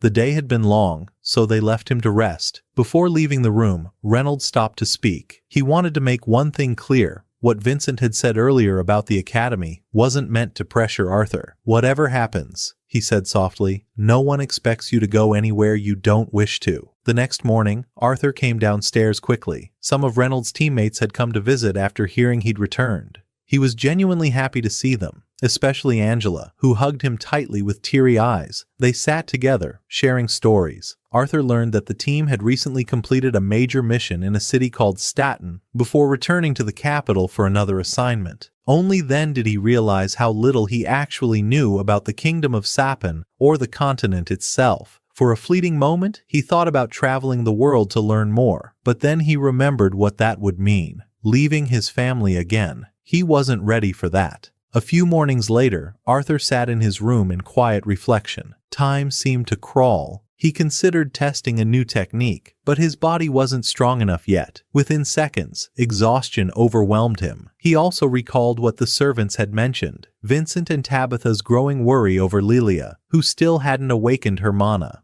Suddenly, Alice appeared and announced that it was time to prepare Arthur for the day. After much effort, grooming, and styling, Arthur emerged looking refined and elegant. The women couldn't hide their delight. Tabitha thanked him with a smile and said his appearance now suited the grand auction perfectly. Alice explained that the event would be attended by kings and nobles, and Arthur had to look the part before accompanying them. Tabitha decided to take him on a tour of the city first. Eleanor asked to come along, which made Lilia pout. She was used to having Eleanor to herself, but since Arthur had arrived, the little girl hadn't left his side. Still, she said nothing and joined them. They left together for the market. Alice bought Arthur a set of new clothes. Later, they played for a while in the city square near the king's statue. Some students from the Magic Academy appeared nearby, mocking the townsfolk and tossing pebbles with arrogance. Arthur ignored them, unwilling to start a fight. Lilia whispered bitterly, "They act like royalty just because they can use mana." But Arthur only smiled faintly and said nothing. Then he sensed a strange energy coming from a nearby shop. He followed it inside, a store selling beast cores, crystallized mana from slain monsters that could enhance a mage's power. He knew about cores. After all, Sylvie had come from one. But he hadn't expected them to be traded so casually. That was unheard of in the Elven Kingdom. Tabitha explained that some rare cores contained the will of a beast, making them extremely valuable. The cheapest ones start at 100 gold pieces, she said. That alone could feed a family for centuries. She added that they planned to auction a few rare ones soon, and promised Arthur he'd be allowed to hold one, a privilege few ever received. He smiled politely, though he already possessed more than enough of that power himself. Suddenly, Lilia's expression darkened. Tabitha immediately understood why. Her daughter longed for a core that could awaken her mana. She sighed and said gently, "That's not how it works, dear." Lilia tried to argue, but her mother ended the topic firmly. "Enough.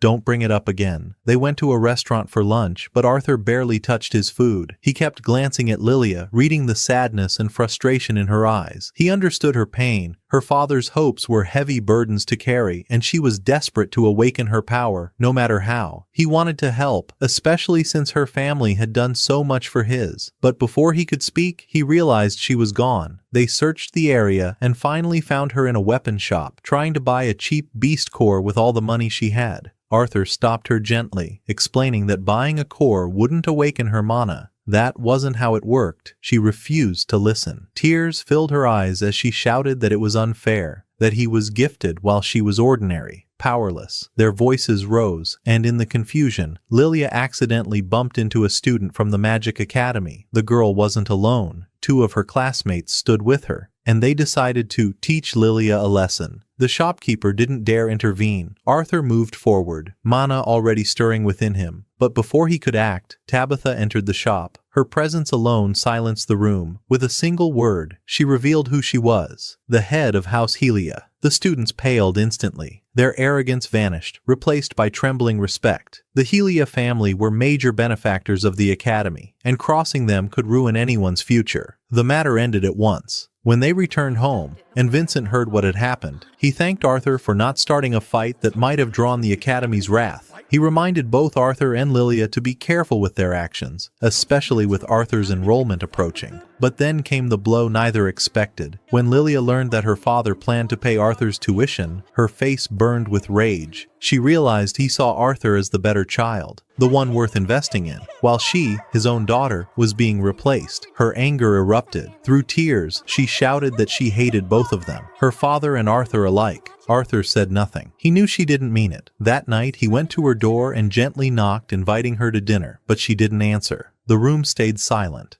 At that moment, Sylvie alerted Arthur to a worker standing quietly behind them. The man approached cautiously and informed him that Lilia wasn't in her room, then offered to take him to her. He led Arthur through the corridors until they reached a quiet corner of the estate garden, where Lilia sat alone, lost in thought, haunted by the weight of her failures and by how deeply she believed she'd disappointed her parents. She remembered being little, how her father used to smile and tell her he dreamed of seeing her become a mage one day. He never stopped encouraging her, even when she didn't improve quickly. Her mother would comfort her, saying softly not to rush, reminding her that her father had even donated large sums of money to secure her a place in the academy once her mana awakened. But now those memories only hurt. When she overheard her father saying the exact same words to Arthur, the boy who had entered their lives only a few days ago, it felt as if something inside her shattered. In that instant, her worth seemed to vanish. Her pain deepened further when the academy girls mocked her, saying that even if she bought a mana core, it would be useless, because she had no talent at all. She felt like a girl who had everything in the world, yet couldn't make use of any of it. Then Arthur's voice broke her silence. He told her gently that her parents were worried and that they truly loved her. He wanted to apologize, feeling partly responsible for how things had turned out, but stopped himself. He knew an apology wouldn't change anything, especially since he hadn't truly done wrong. To his surprise, Lilia was the first to apologize. Her voice trembled with sincerity as she said she hadn't meant to hurt him. She admitted how she was constantly frustrated by her slow progress, how seeing him so gifted from the very first day made her feel even smaller, especially when she noticed her father's growing attention toward him. Arthur smiled softly and told her that wasn't true at all. His calm reassurance made her eyes light up. He understood her pain deeply. He knew too well what it felt like to be forgotten, to feel as though you meant nothing. He began to tell her about the place where he'd learned magic, about a kind young girl he'd met there. He showed her the flower Tessia had given him, and when he saw her face brighten in admiration, he smiled and said her father wasn't replacing her. He was just excited for her, believing in her potential. Still, Arthur knew that words alone weren't enough. If he truly wanted to help her, he needed to act. So he asked quietly, "Do you really want to learn magic?" Her answer came instantly, filled with passion. "Of course I do."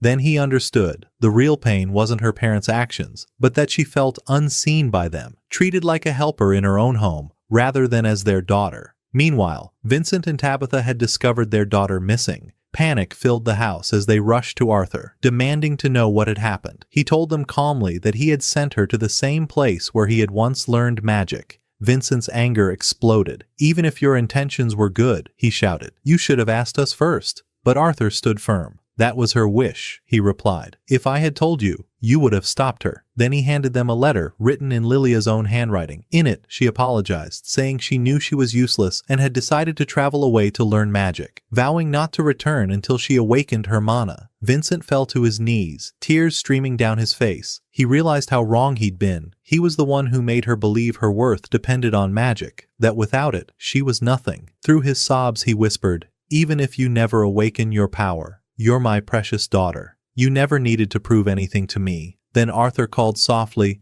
"Lilia, do you hear that?" Suddenly, from behind the curtain, Lilia stepped out. The truth struck them. She had never left at all. It was all a plan Arthur had devised to make her parents realize how precious she truly was. Lilia apologized, her voice shaking, and Arthur took the blame upon himself. He told them it had been his idea, that he would never again play with something so serious, because he understood too well what loss felt like. He had once been the lost one himself. Vincent finally saw how far he'd drifted in his obsession with magic. He asked himself bitterly, if magic were that simple, why am I not a mage myself? Then he turned to Arthur and apologized for pushing him toward the academy before he'd even had time to enjoy being home with his family. After that heartfelt moment, he pulled Lilia and Tabitha into an embrace. "You are our precious daughter," he said, his voice trembling. "With or without magic, you are enough. You don't need the academy to prove that." But Lilia smiled through her tears and answered with newfound determination, "I still want to become a mage, and I'll go to the academy, even if it takes me years." So Arthur decided to help her awaken her mana. He asked Lilia and Eleanor to sit down, relax, and breathe slowly. "Close your eyes," he said softly. "Follow your breathing,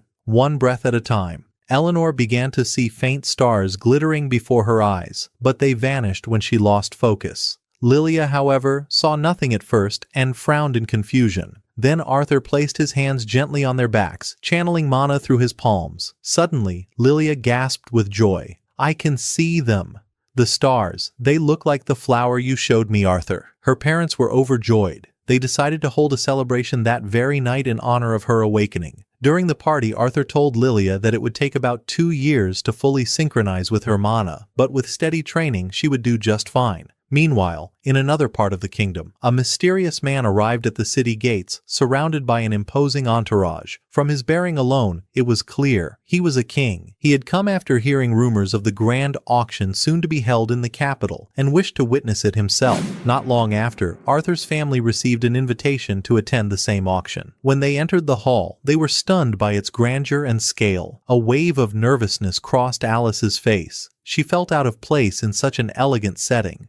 But Tabitha smiled reassuringly. "Don't worry," she said. "Tonight we're here simply to enjoy ourselves." That evening was the most anticipated event in the entire kingdom. Adventurers, nobles, and aristocrats from distant lands gathered together for this rare occasion. Displayed before them were treasures collected personally by Vincent, enchanted beast cores, rare sculptures from faraway realms, and countless other wonders. For that reason, security was at its highest level, and Reynolds himself was in charge of it all. The auction began, and Vincent stepped onto the grand stage. He greeted the crowd warmly, his voice full of pride, announcing that tonight was a special occasion, for the royal family of the Kingdom of Sapin was among their honored guests. Present were King Blaine, Queen Priscilla, and their 2 young children, Curtis and Catherine. Applause thundered through the hall as everyone stood and bowed deeply in respect to the royal family. Arthur watched the spectacle with quiet curiosity, thinking that these royals must be good people if their subjects admired them so sincerely. Meanwhile, Reynolds, ever vigilant, went into full alert with the royal guards to ensure that everything proceeded without incident. The first item of the night was unveiled, a sword forged by a master blacksmith, its edge imbued with crackling electric mana. The opening bid, 50,000 gold pieces. The crowd erupted in excitement as the bidding climbed higher and higher. Arthur sat observing, fascinated by the energy in the room, imagining how he might enhance such a blade with his own magic one day. Then he noticed Vincent presenting 2 rare masks on the stage. It caught his attention for a moment, until a sudden unease struck him. Sylvie was no longer by his side. He remembered she had been playing with Lilia and Eleanor, but when he glanced their way, both girls were sound asleep.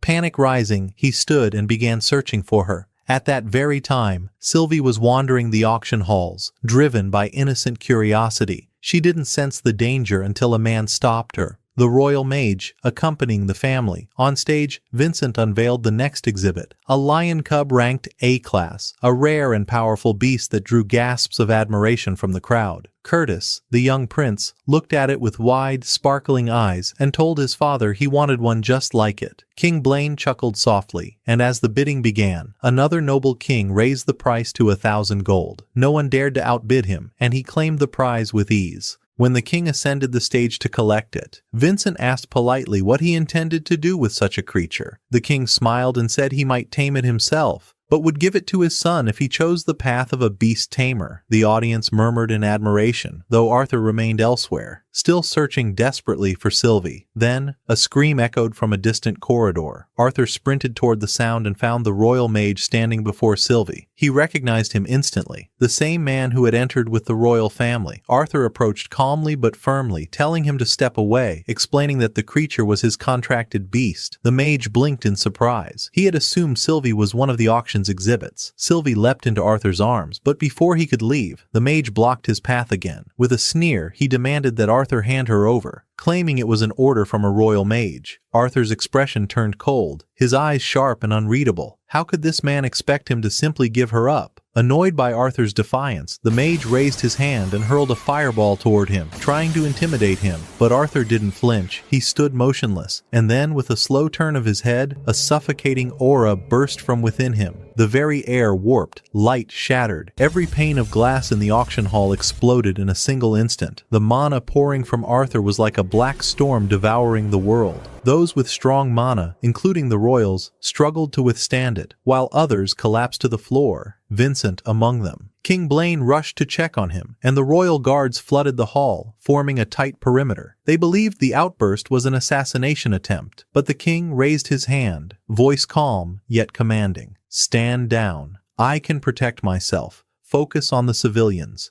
Find the one responsible." It was then that Arthur realized what he had done. The fear in the room wasn't of him, it was of his power. He had succeeded in scaring the mage, but now he'd trapped himself in disaster. He slowly drew back his mana, forcing the deadly aura to fade, but the damage was already done. Chaos rippled through the hall. Reynolds barked orders, evacuating the guests to safety. Once the crowd cleared, King Blaine sat with him privately, his tone stern and deliberate. "You were responsible for security tonight," he said. Reynolds bowed deeply, voice heavy with guilt, ready to accept whatever punishment the king deemed fit. Before the king could respond, Sebastian, the royal mage, spoke up, wearing a twisted, oily smile. He suggested forgiving Reynolds since no one had been injured. His words sounded generous, but Arthur could sense his greed. Sebastian's eyes gleamed as they flicked toward Sylvie, praising the creature's remarkable mana before expressing his desire to own her. The king turned to the guests and formally introduced Sebastian, explaining that he was one of the strongest mages in the royal family, a man who had saved the king's life more than once. Then, with a courteous smile, he said, "If Sebastian admires this beast, let it be my gift of gratitude to him."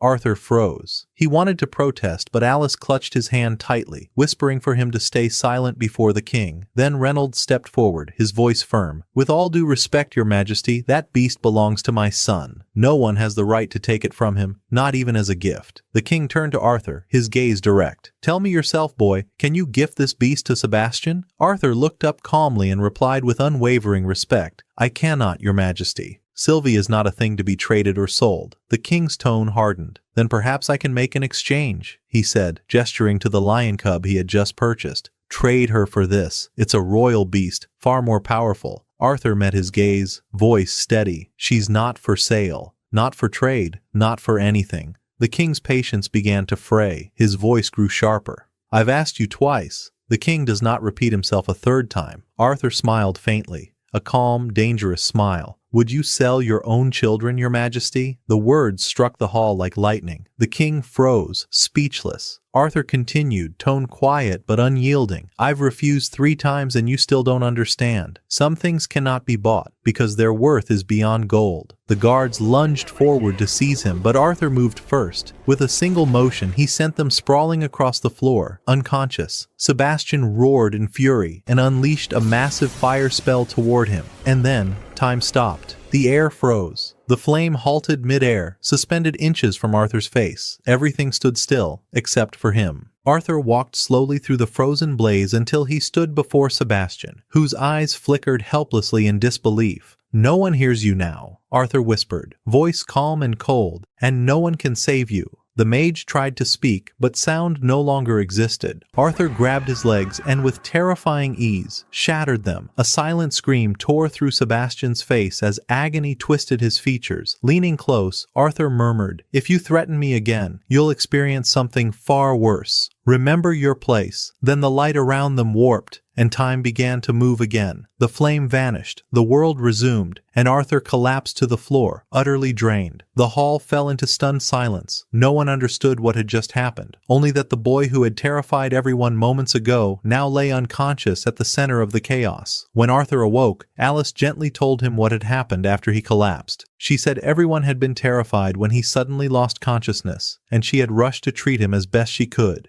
Even with her care, his body had needed time. His mana channels and strength were still recovering from the shock. When she saw that he had finally opened his eyes and looked stable, she smiled warmly and said, "How about we go out for a bit? We need to buy a few things." Arthur agreed right away. After everything that had happened, he truly needed to clear his mind. As they walked through the bustling market, Arthur's gaze stopped on a beautiful hairpin displayed at a stall. He thought to himself, this would look lovely on Eleanor. But when he checked his coin pouch, he realized he didn't have enough. Alice noticed his expression immediately. Without hesitation, she bought it for him and handed it over with a smile. "Give it to Eleanor as a present," she said.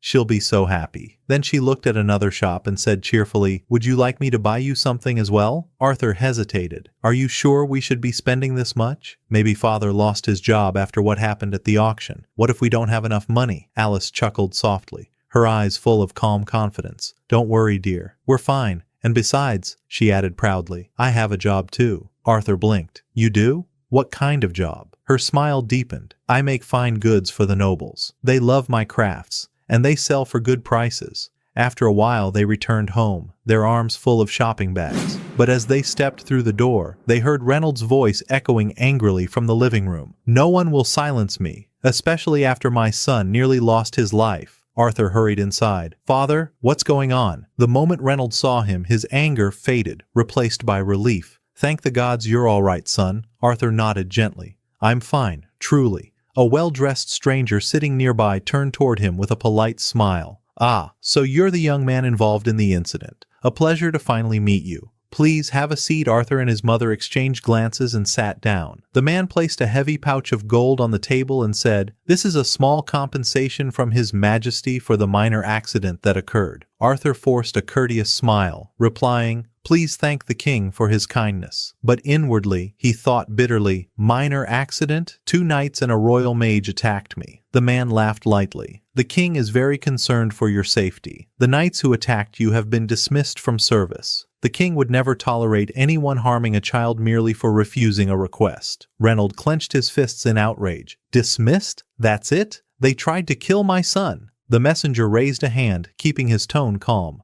"Sir Reynolds, remember, your son spoke quite rashly to the king. Yet His Majesty still allowed your family to continue your work at the auction. The situation must remain balanced." Reynolds was about to protest, but Arthur intervened quickly. "I was the one who spoke out of turn," he said evenly. "It was my mistake, and I'm fine now. Let's just end this." Then he asked, "What about Sebastian?" The man's expression shifted slightly. "He's been dismissed as well. He's in the royal hospital now. He insists that you broke his legs, but everyone swears you never moved from your spot. No one saw you touch him." The king concluded that his own spell backfired on him. Now he's full of regret, and is even seeking ways to compensate you. Then, with a hint of genuine advice, the man added, "You're a talented young man, Arthur. But be careful when dealing with people of power. Not all of them are as kind as the king." He rose, bowed politely, and took his leave. Reynolds picked up the pouch of gold and handed it to Arthur. "This belongs to you, son." Arthur blinked in surprise. "Are you sure?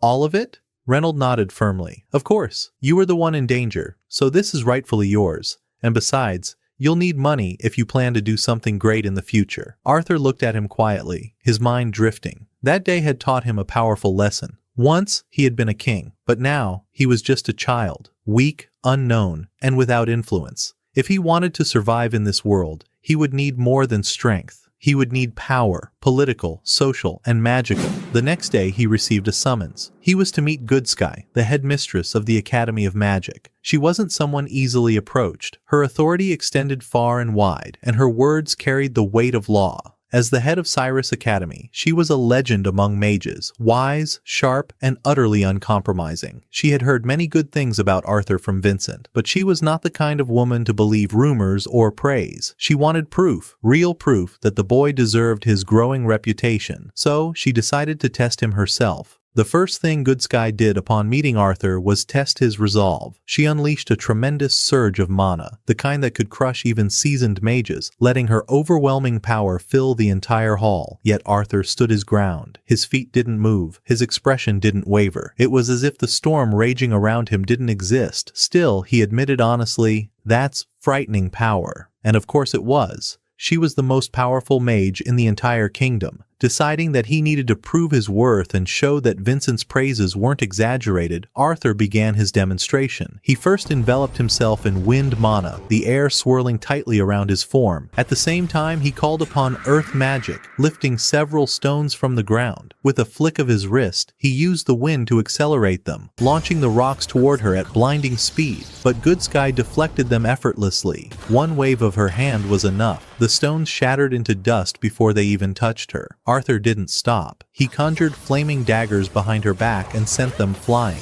Yet she countered once more with wind magic, dispersing the blades with a single gust. He clenched his fists, frustrated at how easily she dismantled his every attempt. So he charged straight toward her, deciding to strike hand to hand. Before he could reach her, however, a barrier of roaring wind erupted between them, and with a flick of her palm, she sent him tumbling backward to the floor. Lying there, he realized he stood no chance against her, not as he was now, but instead of anger or disdain, Good Sky simply smiled and said, "You're remarkably gifted, but your problem is that you overestimate yourself. That's why you thought you could defeat me so easily." Then, with a faint smirk, she lifted both hands. "Your final test," she said, "is simple. Stay standing after my next strike." The air around her vibrated. She released a massive wave of sound magic that shattered the rocks surrounding him. The pressure pierced his ears like knives. His whole body trembled. It felt as though the world itself was collapsing, but Arthur refused to fall. He gritted his teeth and endured until the deafening storm subsided. Still standing, Good Sky lowered her arms, her eyes gleaming with astonishment. His endurance impressed her. She began to consider taking him as her apprentice. But before she could speak, Arthur did. "I didn't come here just to learn magic," he said clearly.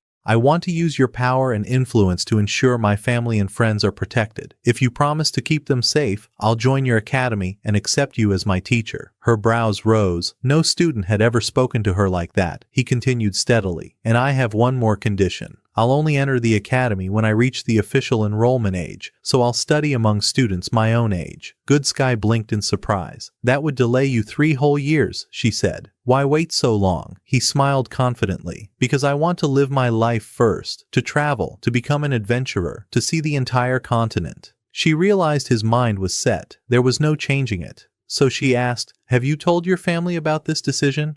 "Not yet," he answered. "I'll speak to them first." She nodded. "If you can convince them, then I'll agree to all your terms." When Arthur returned home and told them his plan to become an adventurer, Alice's reaction was immediate and fierce. She refused outright, her voice trembling with anger. He had only just come back after being gone for so long. She couldn't bear to lose him again. Reynold tried to calm her. "Let's at least hear what he has to say," he pleaded, but she shook her head. "No, he's still a child." Then Reynold offered a compromise. "What if someone accompanied him? Someone strong enough to protect him? Would you agree then?" But Alice still refused, her fear stronger than logic. Arthur stepped forward, speaking gently. "I won't disappear like before, Mother. I'll come back. I promise. I won't vanish again." He explained that his adventures wouldn't be permanent. He'd return home every few months to visit them. That softened Alice a little, especially when she learned he wouldn't leave immediately, but in a month or two. Even so, her worry lingered in her eyes. She made him promise not to hide anything from her. He agreed, though deep inside, he knew there were truths he could never share for their own safety. Later, Reynold decided that Arthur shouldn't travel alone. The The path of adventurers was fraught with danger, so he went to his old comrades and asked if any of them could accompany his son. He admitted he couldn't offer payment but swore he'd find a way to repay them later. His friends refused any reward. "We're your comrades," they said. "We'll help you no matter what." Adam immediately declined, saying he despised bodyguard work. But then Jasmine raised her hand. "I'll do it," she said simply. Everyone stared at her in disbelief. They all knew she hated guard missions even more than Adam, but she added firmly, "If it's for Arthur, then I accept." Reynold was deeply grateful. Jasmine was strong, a light orange stage mage, and she already shared a good bond with Arthur. She was, without question, the best person for the task. Once everything was settled, Arthur told his father he wanted to visit the auction and choose a sword for himself. Reynold agreed and arranged a meeting with Vincent the next day. When the day came, Arthur met Vincent, explaining that he needed a weapon for the Adventurers Guild entrance exam. Vincent smiled. "Take your time, boy. Look around as much as you like." The armory was vast, row after row of gleaming blades. Arthur spent the entire day examining sword after sword, yet none of them felt right. As the hours dragged on, Alice began to grow anxious, thinking of going out to look for him, but Reynolds stopped her gently. "Choosing a weapon takes time," he said. "Let him find his own." Meanwhile, Arthur felt growing frustration. He had seen hundreds of swords, but not one resonated with him. Most were too large for his small frame, and even when he tried other weapons, axes, spears, daggers, none of them felt like his. Nothing stirred his spirit, not yet. Suddenly, Sylvie caught Arthur's attention. She was pointing at a small piece of wood lying on the floor. Curious, he picked it up and immediately felt something strange. It was far heavier than it looked, as though it weren't an ordinary stick at all, as if a sword slept within it. He focused his mana into his palm and faint runes began to glow along the wood's surface. Then, before his eyes, the wood shifted and unraveled, revealing a blade hidden inside. It was the first time he had ever seen a sword like it. He swung it a few times experimentally. At first the weight threw him off balance, but soon he realized the craftsmanship was exceptional. With a single clean motion, he sliced a barrel in half as though it were paper. Then, without warning, a surge of electricity burst from the blade, shocking him and forcing him to drop it. When he picked it up again, the sensation was completely different. The sword felt balanced, alive, and perfectly matched to his hand. Arthur stared at it in awe. He had owned many fine swords in his past life, but never one that felt so right, as if it had been crafted solely for him. He tried again, striking another barrel with half the force, and split it effortlessly.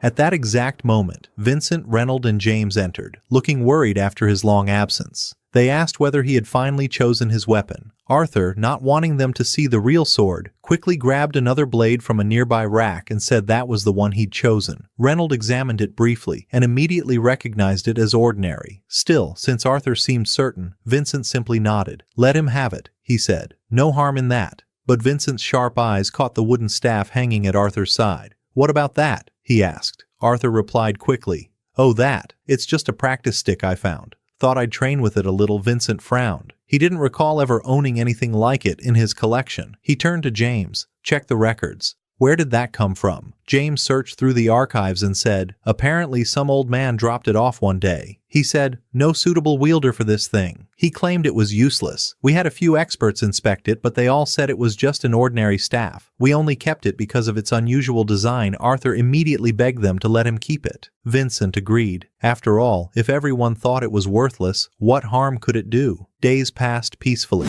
Arthur enjoyed his time with his family and friends while preparing for his journey. And before long, his 9th birthday arrived. They threw a lively celebration for him, surrounded by laughter and warmth. When it was time for gifts, Alice went first. She handed him a finely crafted glove embedded with small healing stones, a self-healing aid in case of injury. Then Vincent presented 2 rings, one for Arthur and one for Alice. He explained that Alice's ring would glow if Arthur ever faced mortal danger, allowing her to know instantly. The final gift came from Adam, a magical sound recording scroll. With it, Arthur could send voice messages to his family and receive their replies. Arthur thanked them all sincerely, his voice filled with emotion. He told them he'd be leaving the next day and wanted them to know how deeply he appreciated everything they'd done for him. Alice, tears glistening in her eyes, said softly, "Please take care of yourself. I don't care if you become powerful or wealthy. Just come home safely. That night, Arthur packed his belongings. He felt a quiet ache in his chest at the thought of leaving, but his resolve was clear. He would grow stronger, strong enough to protect everyone he loved. To do that, he had to face the world on his own. When he came downstairs, his family was waiting. Reynolds placed a hand on his shoulder and said, "You're strong, son, but don't let pride blind you.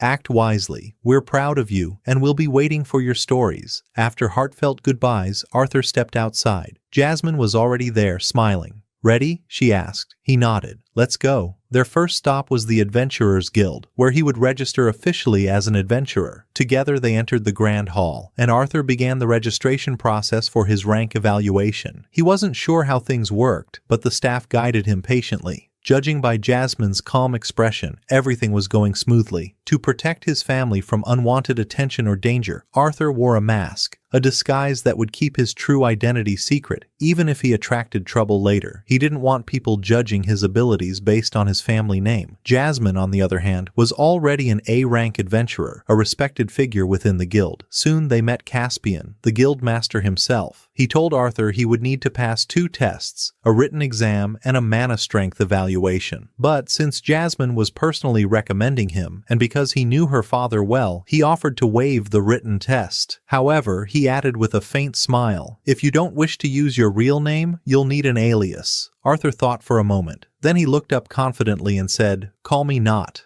After the registration was complete, Caspian asked Arthur and Jasmine to follow him to the guild's testing arena, where the evaluation would take place. As they walked through the wide stone corridor toward the training grounds, Arthur glanced at his companion and asked, "Are you related to the guild master? He seems to be helping you quite a bit." Jasmine smiled faintly. "He's not a relative," she said, "but he knows my father well. He has strong connections. It's my father he respects, not me." When they reached the arena and Caspian opened the large gate, Arthur was met with the sight of a duel already in progress. At the center of the wide evaluation floor, 2 mages were locked in combat. One of them was a young girl named Diane, a water mage, and the other was her instructor, the one overseeing her test. Diane summoned a sharp wave of water that rushed toward her examiner, but the man easily deflected it and vanished into the steam. A moment later, he appeared behind her and tapped her lightly on the head. He praised her for the speed with which she had cast her spell, but pointed out that her spatial awareness was weak. She hadn't sensed his approach at all. Then he gave her the result, rank C. The girl's face lit up with joy, and she thanked him sincerely. Jasmine leaned toward Arthur and whispered, "That's actually a great result for someone her age. She should be proud." Next came a young boy named Knight, but before his test began, the instructors suddenly stopped him. They huddled together for a brief discussion, and after only a moment, they announced that Knight had passed automatically, without fighting at all, granting him the B rank on the spot. The room filled with murmurs of surprise. Even Arthur and Jasmine exchanged puzzled looks. No one understood why he was given a free promotion, but they chose to remain silent and observe. Then came the turn of another boy, Lucas. He strutted into the arena with exaggerated confidence, his posture and smirk practically screaming arrogance. He acted as if everyone else in the room was beneath him. The examiner, a female instructor, was visibly annoyed by his attitude, yet she couldn't deny his talent. He was barely 11 years old and had already reached the light orange stage in mana refinement, a feat almost unheard of for someone that young. Arthur studied him closely. His features resembled those of the elves. Strange, he thought. I didn't expect to see an elf here, among humans. When the match began, Lucas raised his staff and began chanting, summoning a fiery guardian spirit to attack his instructor. She, however, countered instantly, using earth magic to crush the creature in a single strike. Lucas gritted his teeth, refused to give up, and slammed his staff into the ground. Flames burst upward, swirling into a massive inferno that twisted through the air. It was impressive, until he lost control. The fire turned wild, breaking free from his command, and in seconds it threatened to engulf him entirely. The instructor leapt into action, summoning walls of earth to smother the blaze and pull him to safety. He was unharmed, at least physically, but his pride was in ruins. She tried to comfort him, complimenting his raw strength and potential, but he was too angry to listen. Consumed by humiliation, he suddenly turned on her, attempting to strike when her guard was down. Fortunately, Arthur had been watching closely. With perfect timing, he hurled his sword across the field, intercepting Lucas's spell before it hit. The instructor froze for a moment, then sighed. It was clear there was no point continuing with a reckless boy like this. Although Lucas's strength could have easily qualified him for a B rank, she lowered his evaluation all the way down to D rank for his lack of discipline and self-control. Lucas turned red with rage, shouting threats about telling his father, but the instructor didn't even look at him. She grabbed him by the collar and dragged him out of the arena like a scolded child. Then came Arthur's turn. He stepped into the arena calmly, determination clear in his eyes. This time, he had no intention of hiding his true power. The moment he released his mana, the atmosphere shifted. A terrifying pressure filled the air, forcing even the instructor to brace herself defensively. The nearby guard could only stare, shocked by the sheer force radiating from him. At that very moment, Caspian himself stepped into the arena. "I'll handle this one," he said firmly. The instructor blinked in disbelief. "Isn't that overkill? You're an A-rank adventurer." Caspian smiled faintly. "Don't worry, it'll just be a light spar." He turned to Arthur. "Are you ready?" Though Arthur hadn't expected to face one of the strongest adventurers in the guild on his very first day, his blood stirred with excitement. He nodded. "I'm ready." But, unfortunately, that was where the scene ended. The battle itself was never shown. Afterward, it was revealed that Arthur had passed the test. His rank, B-class adventurer. It marked the completion of his very first step into a larger world. From that day forward, Arthur Lewin began his life, not as a child, but as a true adventurer. At that time, the instructors gathered in Caspian's office to discuss something that had been troubling them. The unusual increase in B-rank adventurers that year, most of whom were still children. Caspian listened quietly before explaining. About 6 months ago, there was a cultural exchange between different races. Although the event wasn't made public, several children from other species received official licenses permitting them to work as adventurers. Lucas was one of them. Even though he violated some guild regulations, his family's influence makes it very possible for him to hold a B-rank title in the future. But there was something odd.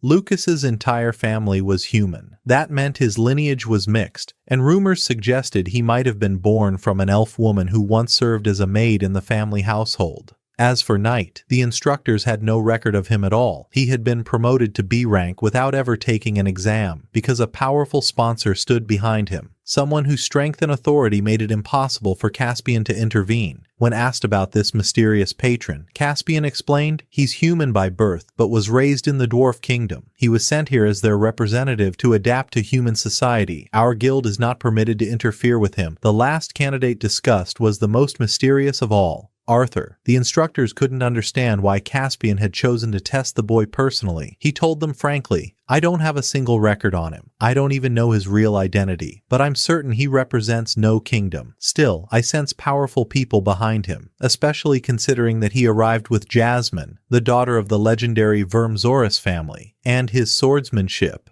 Caspian's eyes glinted with respect. "It resembles that of ancient masters, refined, precise, dangerous." He was genuinely impressed. To him, Arthur Lewin had the makings of someone extraordinary, a boy with limitless potential. But for now, Caspian knew the gap between them remained wide. After leaving the guild, Arthur walked silently through the streets, lost in thought. He had grown deeply attached to the world of magic, perhaps too much. He had been focusing so intensely on mana training that he'd begun neglecting his sword practice. Now, for the first time, he noticed that his blade skills had dulled slightly. While still lost in reflection, he accidentally bumped into Knight and quickly apologized. Knight waved it off and said calmly, "What you did during the exam was reckless. Interfering in someone else's match could have put you in real danger. But honestly," he gave a faint smile, "if I were in your place, I'd have done the same." He was, of course, referring to Arthur's intervention during Lucas's duel. As they spoke, Lucas appeared suddenly and intruded into their conversation without invitation. Arthur's expression turned cold. "Leave," he said flatly. "I don't deal with rule breakers." Lucas's face darkened with rage. He grabbed Arthur by the collar, his voice low and threatening. But all eyes in the guild were now fixed on them. 3 B-rank adventurers about to fight inside guild grounds. If Lucas struck first, he'd be punished severely. Realizing this, he released Arthur with a shove and backed away, muttering in anger before storming off. Jasmine approached then, her usual calm smile returning. "Well," she said lightly, "we finished what we came here for." Time to move on. But behind that smile, she was hiding a new idea, one that Arthur didn't yet know. She took his hand and led him toward a shimmering magic portal. The instant they stepped through, Arthur found himself standing in a vast expanse of open green land, the Monster Plains. The scenery was breathtaking, endless fields under a clear sky, yet Arthur couldn't shake the feeling that the silence was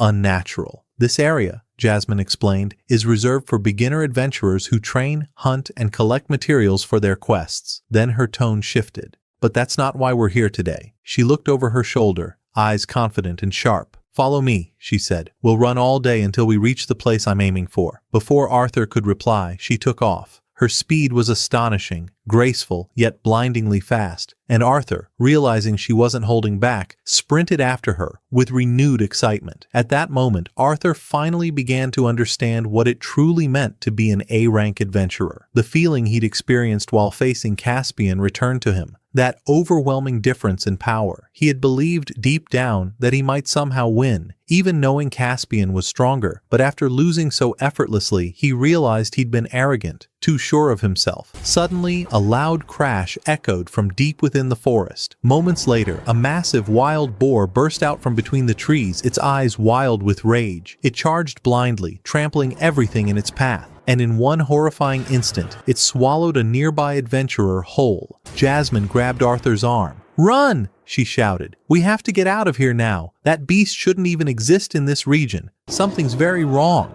They sprinted across the open field. Ahead of them, they spotted a shattered wagon lying in pieces. It didn't take long to realize what had happened. Some adventurers must have been transporting the creature alive, and it had escaped. Who would try to capture something so dangerous? Arthur wondered, but the monster had already seen them. With a furious roar, it charged. They ran with all their strength, dodging through the tall grass, leaping aside as its tusks slashed through the air. When it lashed out with a grotesquely long tongue, both narrowly avoided being impaled. The situation grew dire. "Keep running!" Jasmine cried. "I'll handle it myself." She spun toward the creature, wind mana swirling around her like a storm. Blades of air sliced through the air, striking the boar again and again. For a moment, it staggered, but as soon as she paused, it lunged, crashing toward her with crushing force. At the last second, she rolled aside, barely avoiding death, but her footing gave way, and she began to fall. Arthur caught her before she hit the ground. "Thanks," she gasped, catching her breath. Then her eyes widened. Several rookie adventurers were standing frozen in the monster's path. Without hesitation, she dashed forward, using her magic to push them to safety. The boar roared and began gathering mana for another charge. Arthur clenched his fists, wanting to help, but he forced himself to stop. He remembered the lessons of his previous life. Never act rashly. He'd already overestimated himself today. This time, he would wait for the right moment. When the beast turned all its fury toward Jasmine, Arthur moved. His sword ignited in blazing fire as he dashed forward. With one clean, decisive strike, he brought it down, and the monster fell, motionless. The danger was over. Everyone was safe. But Jasmine looked down, quietly frustrated. She was supposed to be his protector, yet she hadn't been able to defend him at all. She sat beside him and began to speak. She told him her story, how she had joined the world of adventurers to escape her family. A family renowned for generations as masters of fire magic. At first, she had been proud to bear their name. When she showed signs of mana at an early age, they placed immense hopes upon her. But when they discovered that her element wasn't fire, that it was wind, their admiration turned to scorn. They called her a disgrace to their bloodline. Arthur's expression darkened. "Your family is foolish," he said sharply. "There is no strongest element. Every element has its own strength." Jasmine laughed, genuinely amused by his sudden passion. It was rare to see him lose composure, but Arthur wasn't joking.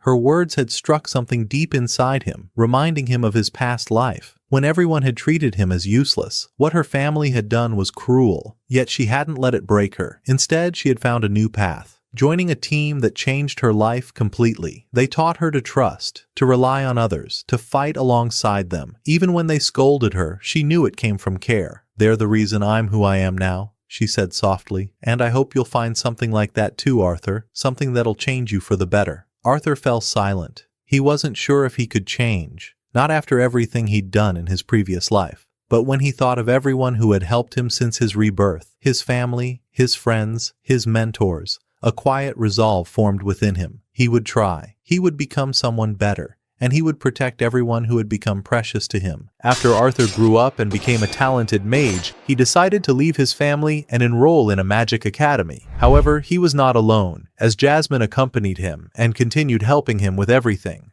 One day, the two received a new mission to investigate a village near an area known as the Forest of Beasts after all contact with it had suddenly been lost. Their top priority was survival, not fighting, since they had not been ordered to kill any hostile creatures they might encounter. Before setting out, Arthur spoke with his bond beast Sylvie and asked what she would do while he was away. She replied that she would train somewhere nearby, then left. When Arthur and Jasmine arrived at the village, they immediately noticed something strange. There were countless footprints leading into the village, but not a single trail leading out. This made them suspicious, so they began searching the entire area. To their shock, every house was completely empty, and there was not a single survivor. Instead, huge ice crystals were scattered throughout the village, with one frozen villager trapped inside each of them. Suddenly, a little girl appeared before them. They quickly rushed over and asked what had happened. She explained that she knew nothing, because she had been gathering herbs in the forest. When she returned, she found the village in this state, with everyone frozen inside those crystals. Before they could continue talking, something terrifying happened.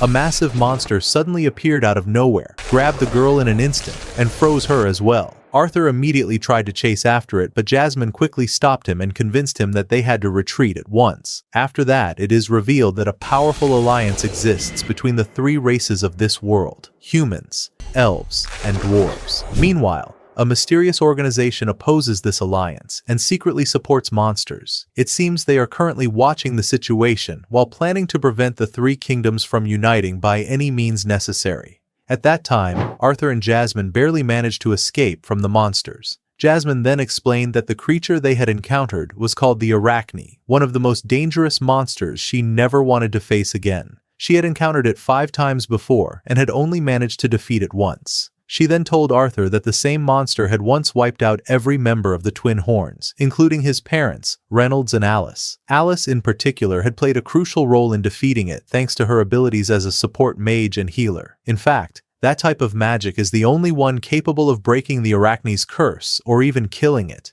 The problem is that the Arachne possesses terrifying resistance to most forms of magic, especially spells that have only a limited effect on it. On top of that, its outer limbs are incredibly tough and can easily block attacks, meaning they had no reliable way to defeat it. However, Jasmine also told Arthur that the Arachne hated sunlight, which is why it usually lived deep inside caves far from any light. She reminded him that she had taught him everything she knew, not only about using a sword and magic, but also everything he needed to survive as an adventurer in this world. Because of that, they decided to return to the Adventurers Guild first, prepare properly, and then come back later to rescue the villagers. But without any warning, the Arachne suddenly appeared right behind them. The monster used one of its abilities and took control of Jasmine. Arthur desperately tried to save her, but she refused and shouted at him to run away and save himself. Arthur's anger exploded. At that moment, he remembered all of his past battles, along with his family and Jasmine.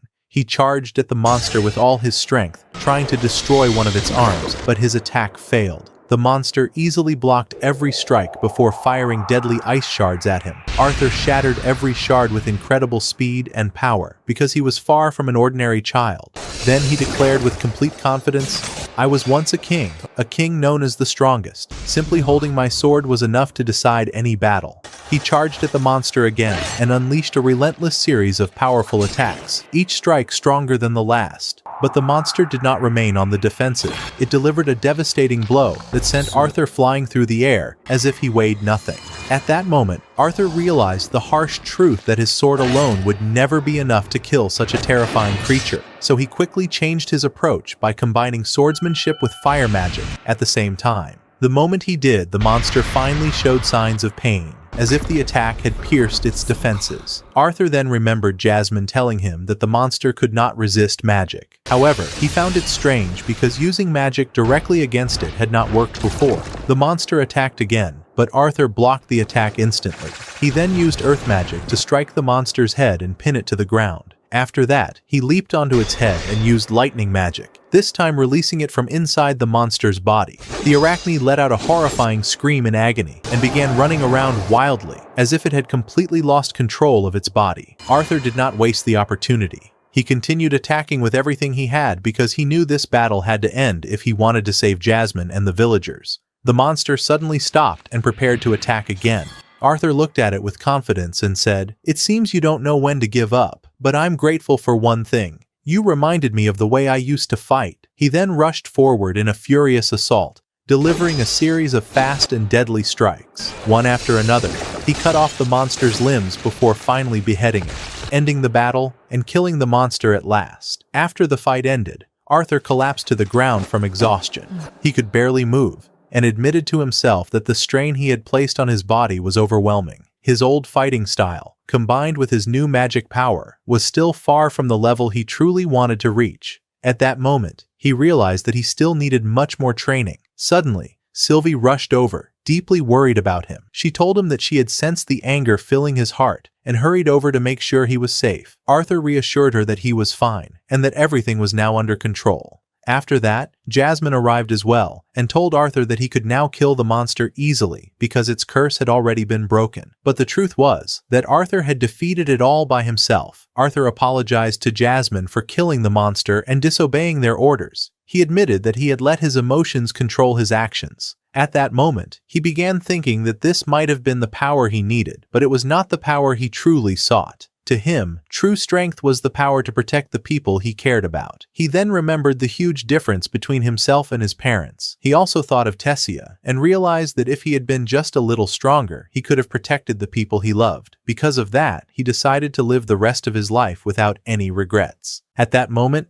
Jasmine told him that if anything had happened to him, Alice and the rest of his family would have been completely devastated. Arthur explained that he had risked his life because he believed it was the right thing to do, not because he valued Jasmine's life more than his own. Jasmine thanked him for saving her, and when Arthur suggested collecting the Arachne's mana core, they discovered that Sylvie had already eaten it. Later, everyone was amazed that Arthur had survived after defeating the Arachne. Lucas questioned the story, arguing that such a monster should never have appeared there, and demanded to see its mana core. Since Sylvie had eaten it, Arthur instead showed him the cursed eye carrying the petrification curse. The sight shocked everyone and convinced Lucas that Arthur had truly defeated the monster, though he arrogantly claimed it was beneath his own level before leaving in frustration. After returning home, Arthur's family was stunned to learn what had happened. Arthur admitted the battle had nearly killed them, and Jasmine confirmed they had narrowly escaped death several times. When Reynolds asked how Arthur won, Arthur explained that he concentrated all his attacks on one point before casting magic inside the monster's body. Alice became angry for risking his life, reminding him of his promise to be careful. Arthur admitted that such promises were difficult for adventurers to keep, while Jasmine apologized as well. Reynolds reassured Alice that despite the danger, Arthur had accomplished something extraordinary and returned home safely. Alice eventually forgave him after making him promise not to worry her like that again. Later, Arthur and Jasmine sparred without using magic. While preparing for the duel, Arthur reflected on his previous life and realized he needed to become much stronger to protect the people important to him.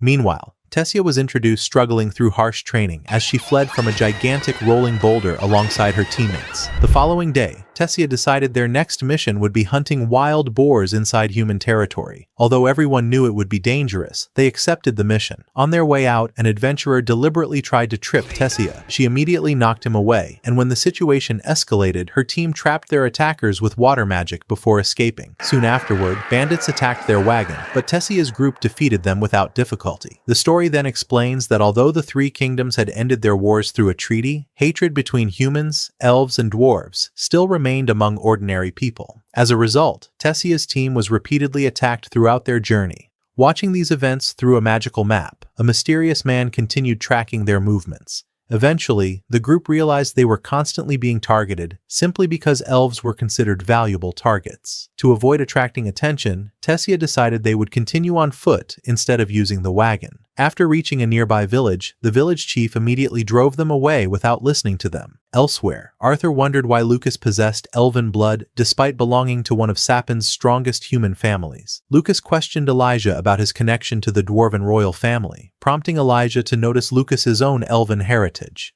Lucas explained that the Wykes family sought to produce the continent's strongest mages. Arthur added that they accepted exceptionally talented elves despite society's prejudice, either because they were unusually open-minded or because they valued power above everything else. Lucas proudly declared that he would become the strongest mage on the continent. Arthur simply wished him luck, explaining that becoming the strongest was no longer his own goal, leaving both Lucas and Elijah speechless. Soon afterward, Jasmine informed Arthur that they had received a new long-distance mission, and Arthur eagerly accepted. Meanwhile, Tessia's team tried gathering information about nearby mana beasts, but no one was willing to help. Frustrated, Tessia broke into tears. One of her companions remarked that elves likely would have treated humans the same way. Moments later, a group of children accidentally provided the clue they needed by revealing that the wild boar had come from the east. As Tessia's team reacted to the information, the mysterious observers continued tracking them through their magical map. The people watching them through the magic map agree that Tessia herself is not important right now. What matters is what she will become in the future, since she is the princess of the kingdom of El Noir. They also conclude that eliminating her would affect the alliance between the three kingdoms, so they begin planning an attack against her. Suddenly, a massive mana beast appears and attacks Tessia and her team directly,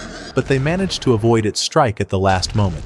After that, they all attack it at the same time, hitting it again and again with everything they have. When they finish, they believe they have killed it, but to their shock, the beast is still alive, as if their attacks had no effect on it at all. They try attacking it with magic again, but this time the result is even more shocking. Their spells have no effect on it. The beast has evolved and adapted to their attacks, while also forming armor around its body that can block anything they throw at it. It soon becomes clear that this attack was not random. It was carefully planned by the mysterious people who want to kill Tessia inside human territory and destroy the treaty between the three kingdoms. Tessia and her team realize that magic is no longer useful, so they decide to focus entirely on escaping and dodging as quickly as possible. In the middle of the chaos, Faye is suddenly struck by a piece of flying debris and falls to the ground directly in front of the beast. The situation becomes extremely dangerous, but Finn reaches her at the last moment and uses water magic to pull her away, saving her before anything happens. Finn suggests retreating immediately, but Tessia has already come up with a completely different plan.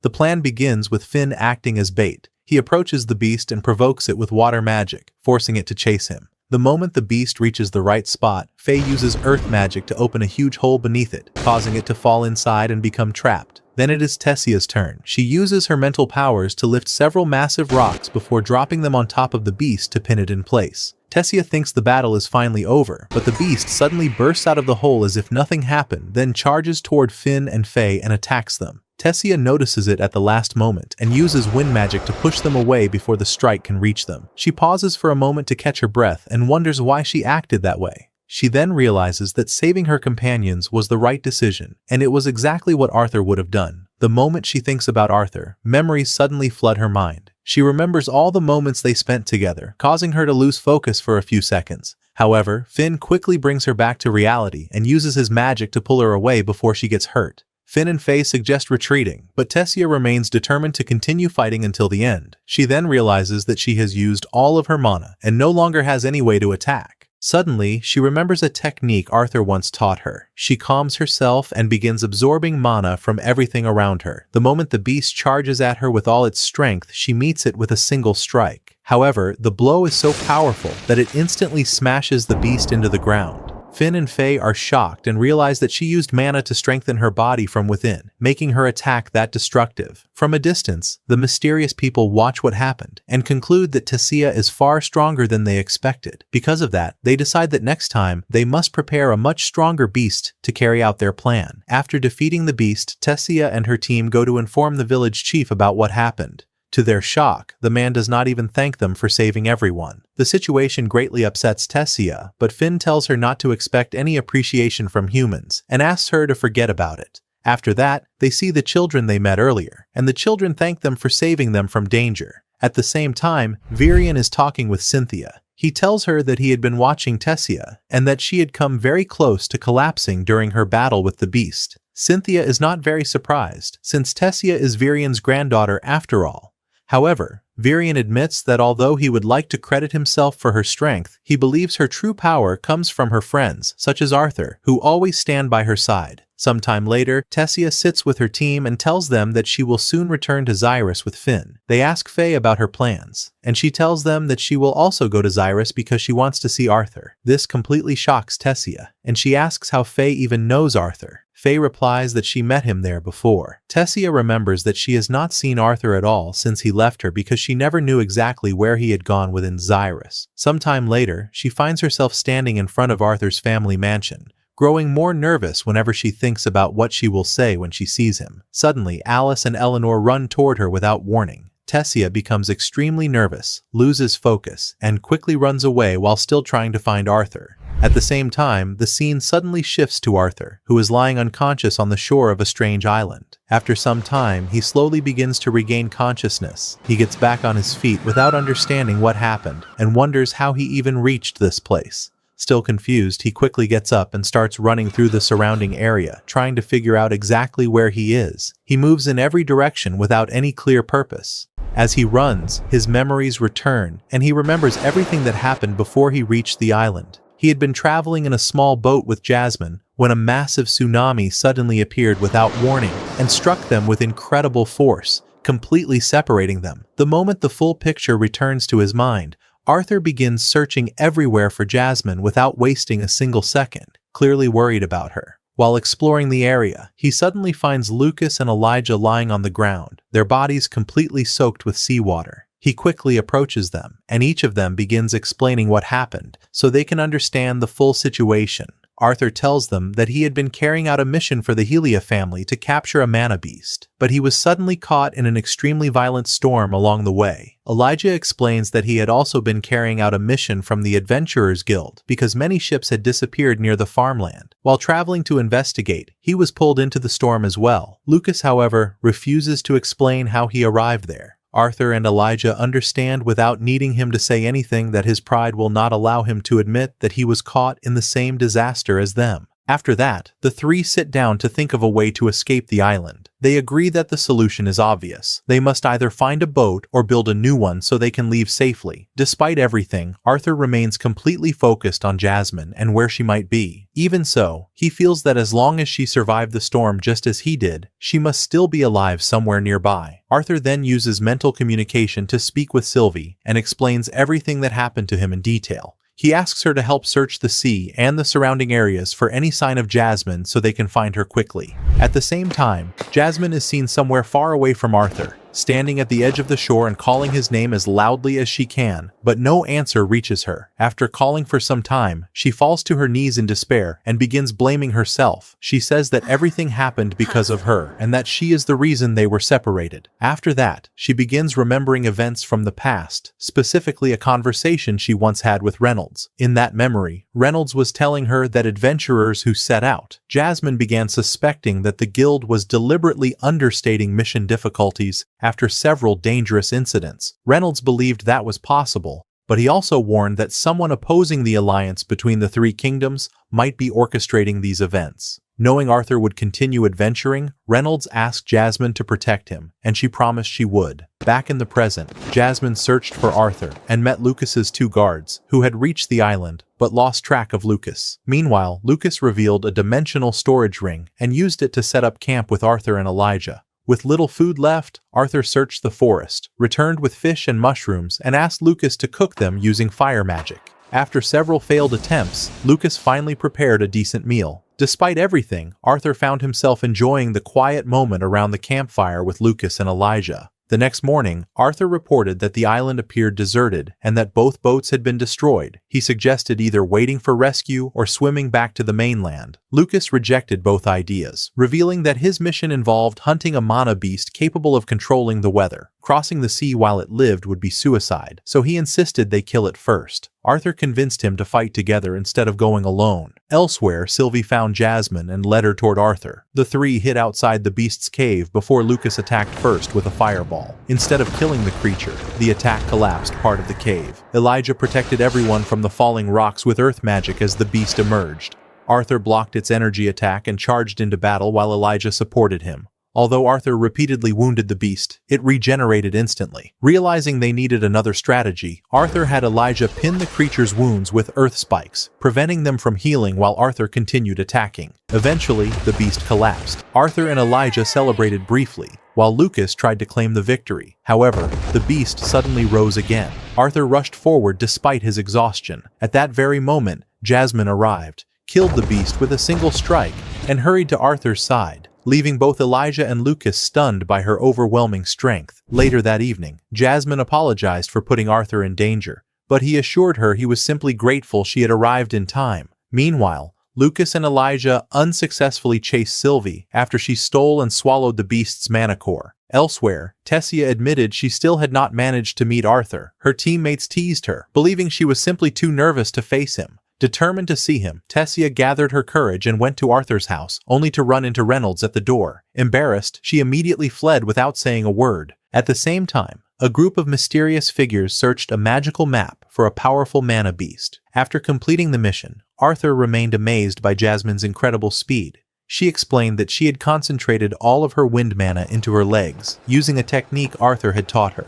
Soon afterward, the A-class adventurer Baron approached Jasmine and invited her to join him on a treasure hunting mission. Arthur realized Baron was extremely powerful, but felt strangely uneasy seeing him beside Jasmine. Later, Arthur sparred with Adam. Although Adam initially gained the upper hand, Arthur eventually predicted and blocked one of his strongest attacks, earning Adam's praise. After training, the girls worried that Adam had pushed Arthur too hard, though they knew he had done so because he took combat seriously. Meanwhile, Jasmine asked Reynolds about Baron. Reynolds described him as one of the guild's strongest and most trusted frontline fighters, famous for his nearly unbreakable defense and impressive reputation. When Jasmine explained that Baron had unexpectedly invited her on a mission despite already having a team, Reynolds suggested several possible reasons and advised her not to make assumptions before learning the truth. Before leaving, he once again asked Jasmine to keep protecting Arthur. Reynolds then wanted to spar with Arthur himself, but Alice and the others insisted Arthur rest instead. While Jasmine left to investigate Baron's request, Arthur stayed home with his family. Meanwhile, Lucas rejected yet another list of ordinary guild missions presented by his two guards. The guards offer Lucas several missions, such as tracking a missing mana beast or helping a mage with transportation work, but he rejects them all. He asks whether there is any mission worth his attention. One of the guards apologizes and explains that the guild has tightened its procedures and become slower at approving missions after the recent incidents and the deaths of several adventurers. Lucas responds arrogantly, claiming that he can defeat any beast no matter how dangerous it is, and that he has been waiting for a major mission before entering the academy. At that moment, Cheyenne appears and asks whether he knows the A-class adventurer Baron. He then tells him that a team is preparing to explore a high-level dungeon that has not yet been registered in the guild records, and suggests that Lucas would be a powerful addition to the team. The guards object because the mission is unauthorized, but Lucas harshly silences them. He then thanks Cheyenne, admitting that he initially thought his father had only sent him to watch over him. After Lucas leaves, it becomes clear that Cheyenne is a mysterious figure who has managed to use Lucas's ambition and guide him exactly as he wants. In the end, Arthur and Jasmine pass through a teleportation gate on their way to their final mission. Elsewhere, a mysterious person is trying to control a powerful spell and says that his work in that area is almost complete. The next morning, Arthur and Jasmine arrive at the meeting point, where the rest of the team is waiting to join Baron's mission. Elijah and Lucas have already arrived, along with 4 other adventurers they have just met. Shortly afterward, Baron arrives and apologizes for being late before introducing himself as the team leader. He notices that Arthur and Jasmine are carrying bags, so he asks whether they have storage rings. When they say no, Elijah offers to carry their belongings inside his ring.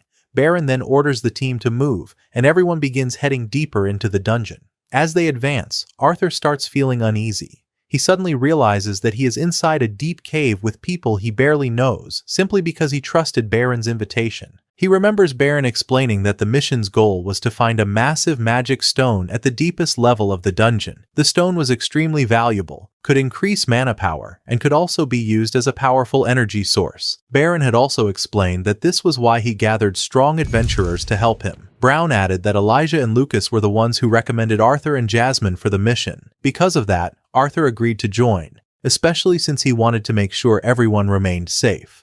After that, the other adventurers share their reasons for accepting the mission. Sometime later, the team reaches the entrance to the final floor. At first, the place seems normal, but they are suddenly surrounded by a massive swarm of bats attacking from every direction. Although they are confused at first, everyone quickly enters battle. Lucas tries to show off his power and unleashes a massive fire attack that destroys all the bats in a single strike. Everyone is impressed, but Baron immediately scolds him and reminds him to conserve his mana because the attack consumed a large amount of it. A few moments later, the bats return to life exactly as Baron expected. Since killing them is useless, the team decides to keep moving forward. They soon reach a steep drop, so Elijah uses earth magic to create steps along the wall, allowing everyone to descend safely to the next level. They continue walking, and Baron tells them that the passage leading to the deepest level is close. However, Samantha suddenly steps on a hidden trap, causing stone spikes to shoot toward her at incredible speed. Arthur moves at the last moment and saves her. Then a large number of spikes rush toward the team,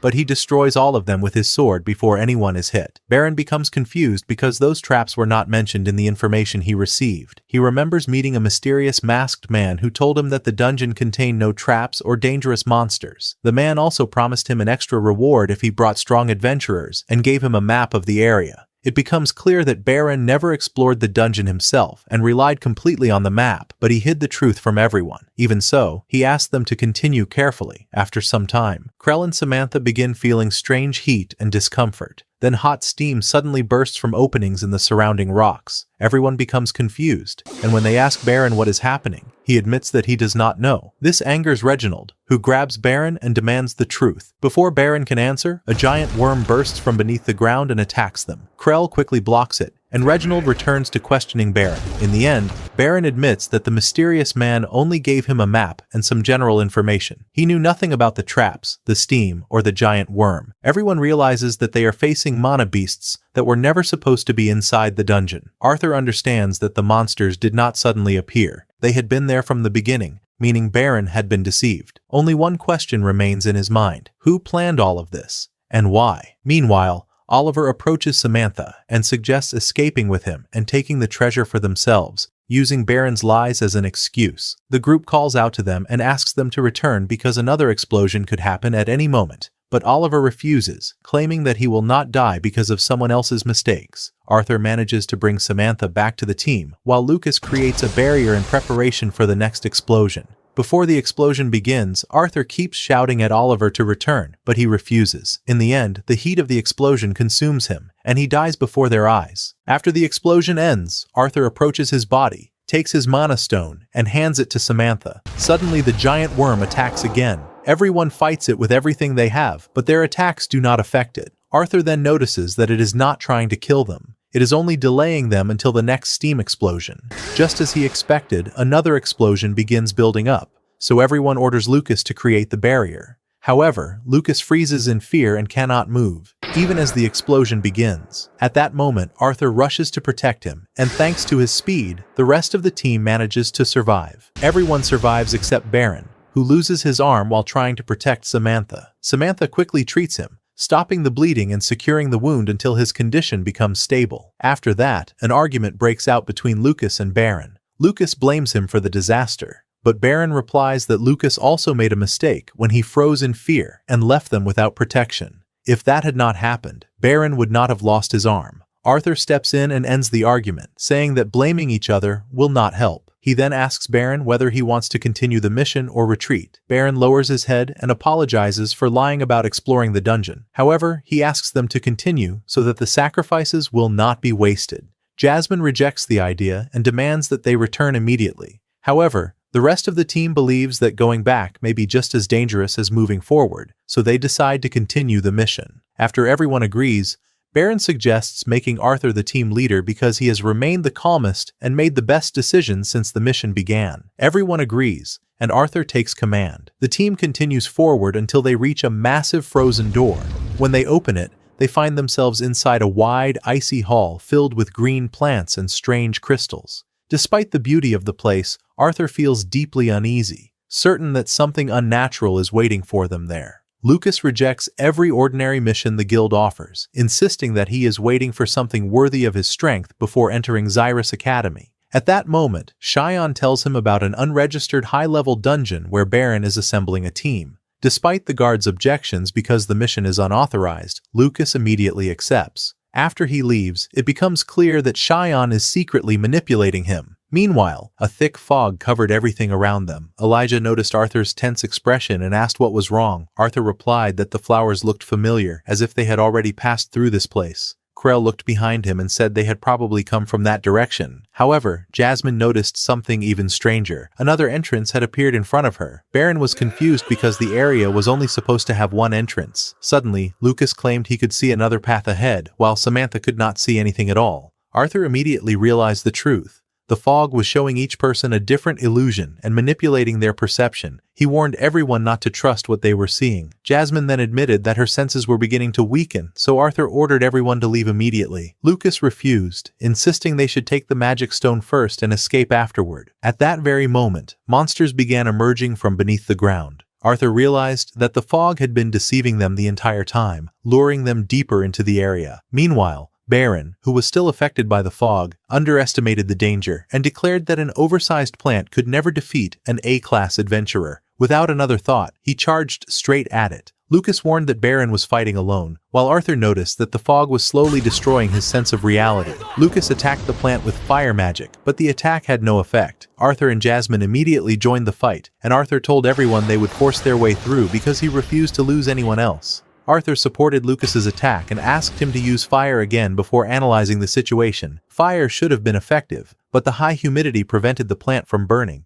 In addition, its roots spread deep underground and were surrounded by an enormous amount of water. Arthur asked Samantha whether she could use her magic to evaporate the water inside the roots. Her plan worked, and the plant finally stopped regenerating. Suddenly the fog shifted, revealing the area's true form. Standing before them was a massive S-class mana beast. Jasmine recognized it immediately and realized it was the source of the fog. Even worse, they saw Krell trapped inside the creature's body, screaming Clara's name and begging her to save him. Baron charged directly at the beast, but the creature struck him violently and slammed him to the ground. The others tried to help, but Arthur stopped them because none of their attacks were having any effect. As despair continued to grow, Jasmine told Arthur to escape while they still could, admitting that they had failed to save anyone. Arthur refused to give up and reminded her of his promise to bring everyone out alive. Jasmine replied that she had made a promise as well, that she would protect him for the sake of his family. She then declared that they would face the monster together. Arthur charged forward and ordered everyone else to retreat toward the entrance. Elijah quickly pulled Baron away from danger. As Arthur observed the beast, he realized that it was focusing all of its attacks on him and Jasmine. They would never win unless they destroyed the creature's body itself. He also realized that Samantha's magic alone was not enough to control the enormous amount of water inside the beast. They needed heat far greater than ordinary fire. Arthur attacked again, cutting through the giant branches extending from the monster's body until he finally knocked it to the ground. He immediately ordered everyone to run before it could stand back up. However, the beast rose once more. Everyone froze in shock before trying to attack it again. Arthur ordered Lucas to burn the roots, but he failed once again. That failure caused Lucas to break down. He began talking about his duty to succeed and become the strongest mage as a member of the Wykes family. He then declared that if Arthur truly wanted to protect everyone, he should sacrifice himself so Lucas could survive. Arthur could not believe what he was hearing and asked whether Lucas actually expected him to do that. Lucas coldly replied that his own life was more valuable than everyone else's. Elijah was stunned because he had believed they had become friends. Lucas looked down on them and called them nothing more than servants, saying that if they died for him, history would remember them. Without warning, Lucas cast a spell and attacked Elijah, claiming that he would make everyone remember their heroism. Baron reacted immediately and shielded Elijah, but the monster struck Baron with a fatal blow, dropping him instantly. At that moment, Arthur realized he had no other choice. He decided to use a power that no one had ever seen before, a technique created by Virion, the former king of Elenoir, which had taken Arthur many years to master. He did not know whether he would survive using it, but he remembered his promise to protect everyone and chose to risk everything. An enormous amount of energy gathered around his body. His hair first turned golden, countless crystals fell around him, and his appearance continued changing until his hair became completely white. Arthur then charged at the beast and killed it with a single strike before collapsing beside it. The shocking truth was that the beast had been maintaining the stability of the dungeon. As soon as it died, the entire dungeon began collapsing. Sometime later, Lucas emerged from the dungeon completely exhausted. His guards hurried over and asked what had happened. Convinced that the rest of the team had died, Lucas pretended to be grieving and told them that the entire party had been wiped out inside the dungeon, even though he had abandoned them and escaped alone. At the same time, Alice's protective ring suddenly began reacting strangely. She immediately realized that Arthur was in grave danger somewhere far away. Reynolds tried to calm her down, reminding her that Jasmine was still with Arthur, so he believed Arthur was safe despite whatever disaster had occurred. Elsewhere, Arthur slowly regained consciousness. The first person he saw was Elijah sitting beside him, standing guard. Arthur's condition was so terrible that he could barely move. Elijah noticed the healing jewel embedded in his glove, removed it, and immediately shattered it to activate its power. Arthur's injuries quickly began healing. As soon as he felt slightly better, he immediately asked about Jasmine. Elijah reassured him that she had survived and managed to escape, although she was still in poor condition after everything that had happened. Arthur let out a sigh of relief and asked Elijah to use one of the healing jewels on Jasmine as well. Afterward, Elijah told him that his mask had been shattered and lost during the battle. When Elijah finally saw Arthur's real face, he was shocked to discover that the masked swordsman who had been fighting beside him was not an adult warrior at all, but someone about his own age. Arthur immediately became nervous when he realized that his mask was gone. Elijah then asked Arthur about his sword. Arthur reassured him that it was safe and had been recovered after the battle without any damage. However, despite searching everywhere, Elijah had been unable to find his mask. Arthur sincerely thanked Elijah for saving both him and Jasmine, even though Elijah could have escaped and survived on his own. However, Elijah told him not to make such a big deal out of it because if he had abandoned them and run away, he would have been no better than Lucas. Elijah then asked Arthur why he had not fled when the spirit of the Elderwood Guardian appeared. Arthur replied that he had made a promise to himself to protect the people he cared about no matter what happened.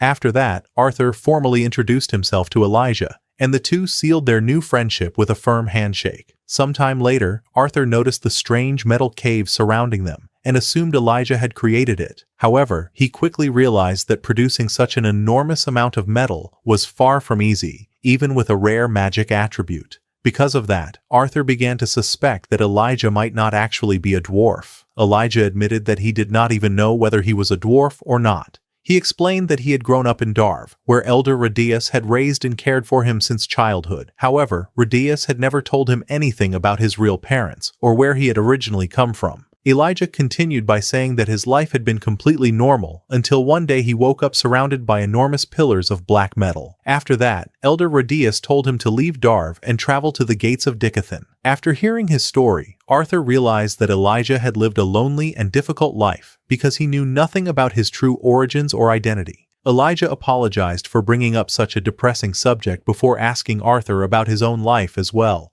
especially after sharing his personal story. He also wanted to know the truth about the powerful technique Arthur had used against the Elderwood Guardian. Arthur hesitated to reveal too much about himself, but in the end, he told Elijah that he was an augmenter who could use all 4 basic elements along with ice and lightning magic. Elijah admitted that what Arthur had just told him was unbelievably impressive. However, he pointed out that it still did not explain the strange markings that had appeared across Arthur's body during the battle, or why his eyes had changed color. Arthur then revealed that he was also a beast tamer, and explained that what Elijah had witnessed was his beast's will, which he had unleashed during the fight. The moment Elijah heard that, he realized just how talented Arthur truly was, and how terrifyingly fast he had grown despite his young age. He could not help feeling discouraged. Arthur was younger than him, yet far stronger and more skilled in every way. When Arthur saw the look on Elijah's face, he almost laughed. A moment later, he could no longer hold it back and burst into laughter, and before long, the two of them were laughing together. Not much later,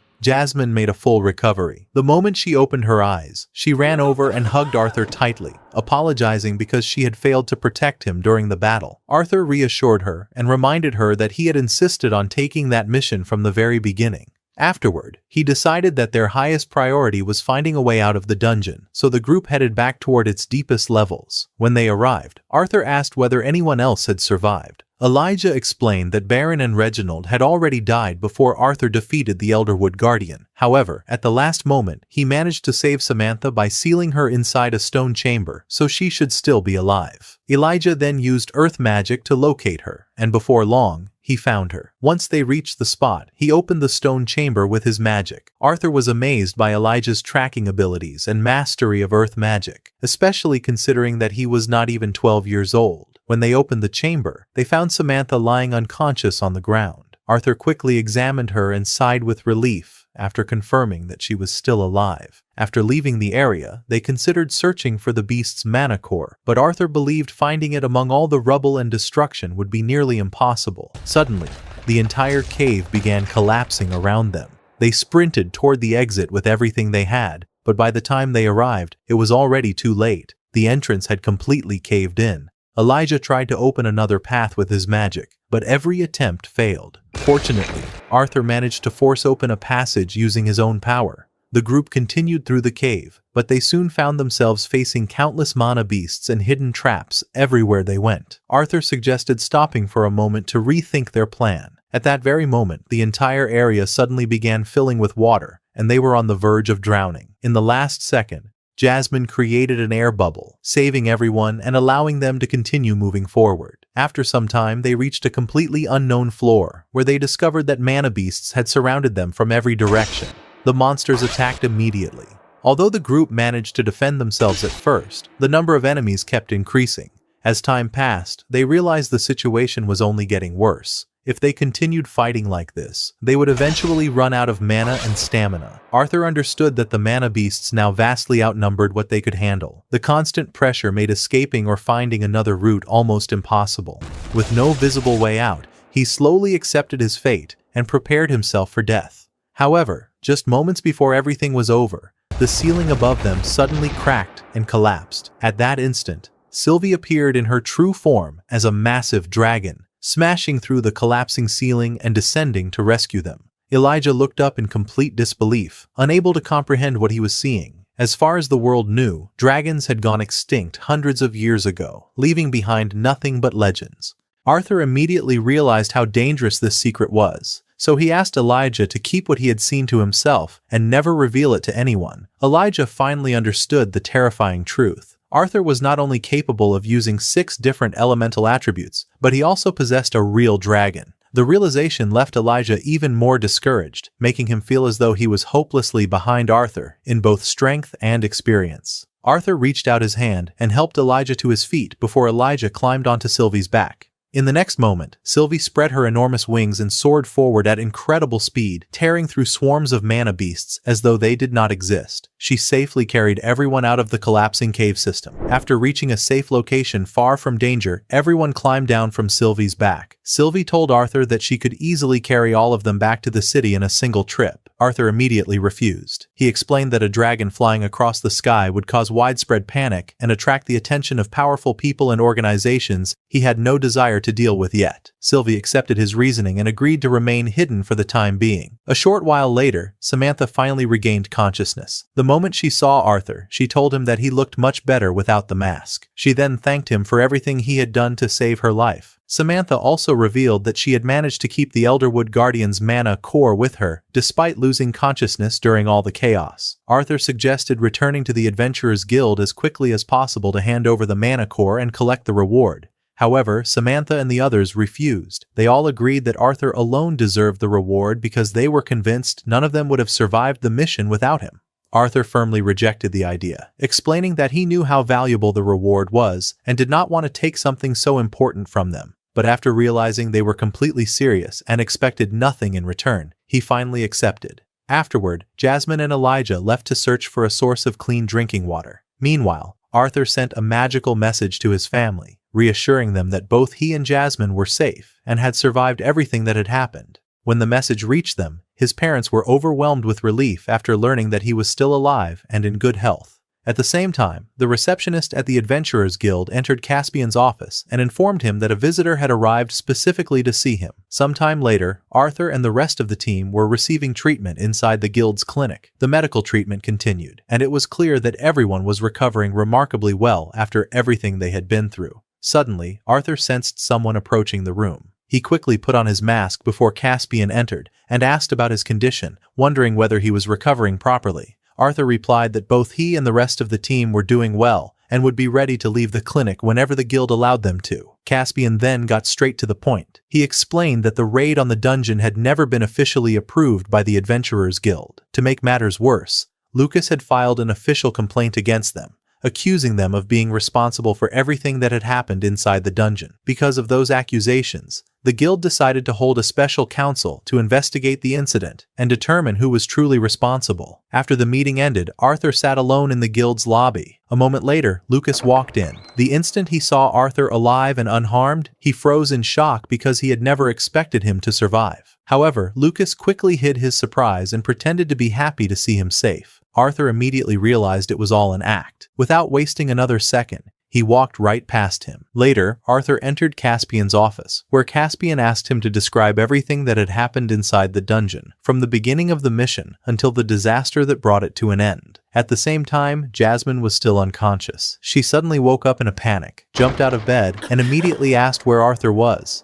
Before she could leave to search for him, Mary stopped her. Mary assumed Jasmine was worried that Arthur would be blamed for what had happened, so she reassured her that the guild had not yet held them responsible for the incident and that no formal accusations had been made against them. Meanwhile, Caspian informed Arthur that Lucas had already given his testimony. The problem was that Lucas's statement was filled with lies. He claimed that after becoming the team's leader, Arthur sacrificed the other members, using them as bait so he and Jasmine could escape and save themselves. Caspian explained that he knew this was only Lucas's version of the story, so he would not make any judgment until he heard Elijah's testimony, since Elijah was one of the few surviving witnesses who had personally seen what happened. At the same time, Elijah was training alone when Lucas arrived with one of his followers. Lucas informed him that Caspian would soon summon him to testify. Since Elijah was one of the most important surviving witnesses, Lucas tried to pressure him into giving false testimony against Arthur. He instructed Elijah to claim that Arthur had been a reckless leader who endangered the entire team, abandoned his responsibilities, and whose decisions directly caused the deaths of Baron and Reginald. However, Elijah was far too loyal to betray Arthur after everything Arthur had done for them, so he refused immediately. Lucas became furious. When his first plan failed, he immediately moved on to his second plan, to eliminate Elijah before he could testify. Without warning, Lucas's guards rushed in from several directions and violently attacked Elijah. Although Elijah managed to hold them off for a while, fighting multiple opponents at once gradually drained his strength. Just as they were about to deliver the final blow, something strange happened. Their bodies suddenly became unbelievably heavy, leaving them barely able to move. Arthur then appeared surrounded by a terrifying aura that completely changed the atmosphere. Calmly raising his weapon, he unleashed a warning strike toward Lucas. The attack did not seriously injure him. It merely sliced across his ear. Even so, that tiny wound was enough to make Lucas tremble with fear after sensing the overwhelming killing intent radiating from Arthur. The moment Arthur launched the warning attack, he immediately charged forward, prepared to end everything with his next strike. Before the attack could land, Caspian suddenly appeared and shouted at Arthur to stop, urging him to let the official investigation take its course instead of taking justice into his own hands. After things finally calmed down, Caspian ordered Lucas to go to the infirmary and have his wound treated. Once Lucas and his guards had left, Caspian asked Elijah to leave him alone with Arthur for a while. As soon as Elijah walked out, Caspian warned Arthur that openly attacking Lucas had been an unwise decision because it would only increase the suspicion against him and make his position in the investigation much more difficult. When Arthur heard those words, he gave Caspian a frightening look, beginning to suspect that he was taking Lucas's side. The aura surrounding Arthur became so terrifying that even Caspian himself was shaken. Nevertheless, Caspian took a deep breath and calmly explained that he was not defending Lucas. He was only trying to protect Arthur from becoming involved in even greater trouble. In the end, Arthur accepted his explanation. Seeing that Arthur had finally calmed down, Caspian let out a sigh of relief and turned to leave. Before he could walk away, Arthur called out to him and said that he had an important question. Several hours later, Arthur and Lucas were summoned before the Guild Council for the official judgment regarding the dungeon incident. The chairman opened the session and announced that because of the deaths caused by entering the dungeon without official authorization, Lucas would permanently lose his A-rank adventurer status. That was not the end of his punishment. He was also permanently banned from registering as an adventurer ever again, effectively bringing his career as an adventurer to an end. Strangely enough, Lucas showed no sign of being upset by the verdict because he had already planned to enroll at Xyrus Academy. For that reason, he did not care about his future as an adventurer. He was also convinced that if he ever wanted his rank back, his father's influence and authority would be more than enough to have the ban overturned. Without hesitation, the council chairman ordered Lucas to surrender his Adventurer's Guild badge, and Lucas obeyed. Arthur quickly realized the punishment was merely for appearances. When Arthur's turn came, the chairman admitted he still found it hard to believe Arthur had defeated an S-class mana beast before announcing his punishment. Arthur was to stay away from Lucas throughout their time at Xyrus Academy. Arthur almost laughed at the decision, but the chairman explained that it was final. As long as Arthur avoided Lucas and the Wykes family, he would be free to continue his life and work as an adventurer. Lucas was stunned, having expected Arthur's identity to be exposed. Instead, the council ruled that Arthur's identity would remain confidential within the guild. Lucas protested, but the chairman ended the hearing. As Lucas left, his guards informed him that his father wanted to see him immediately. Arthur was about to leave when the chairman privately summoned him.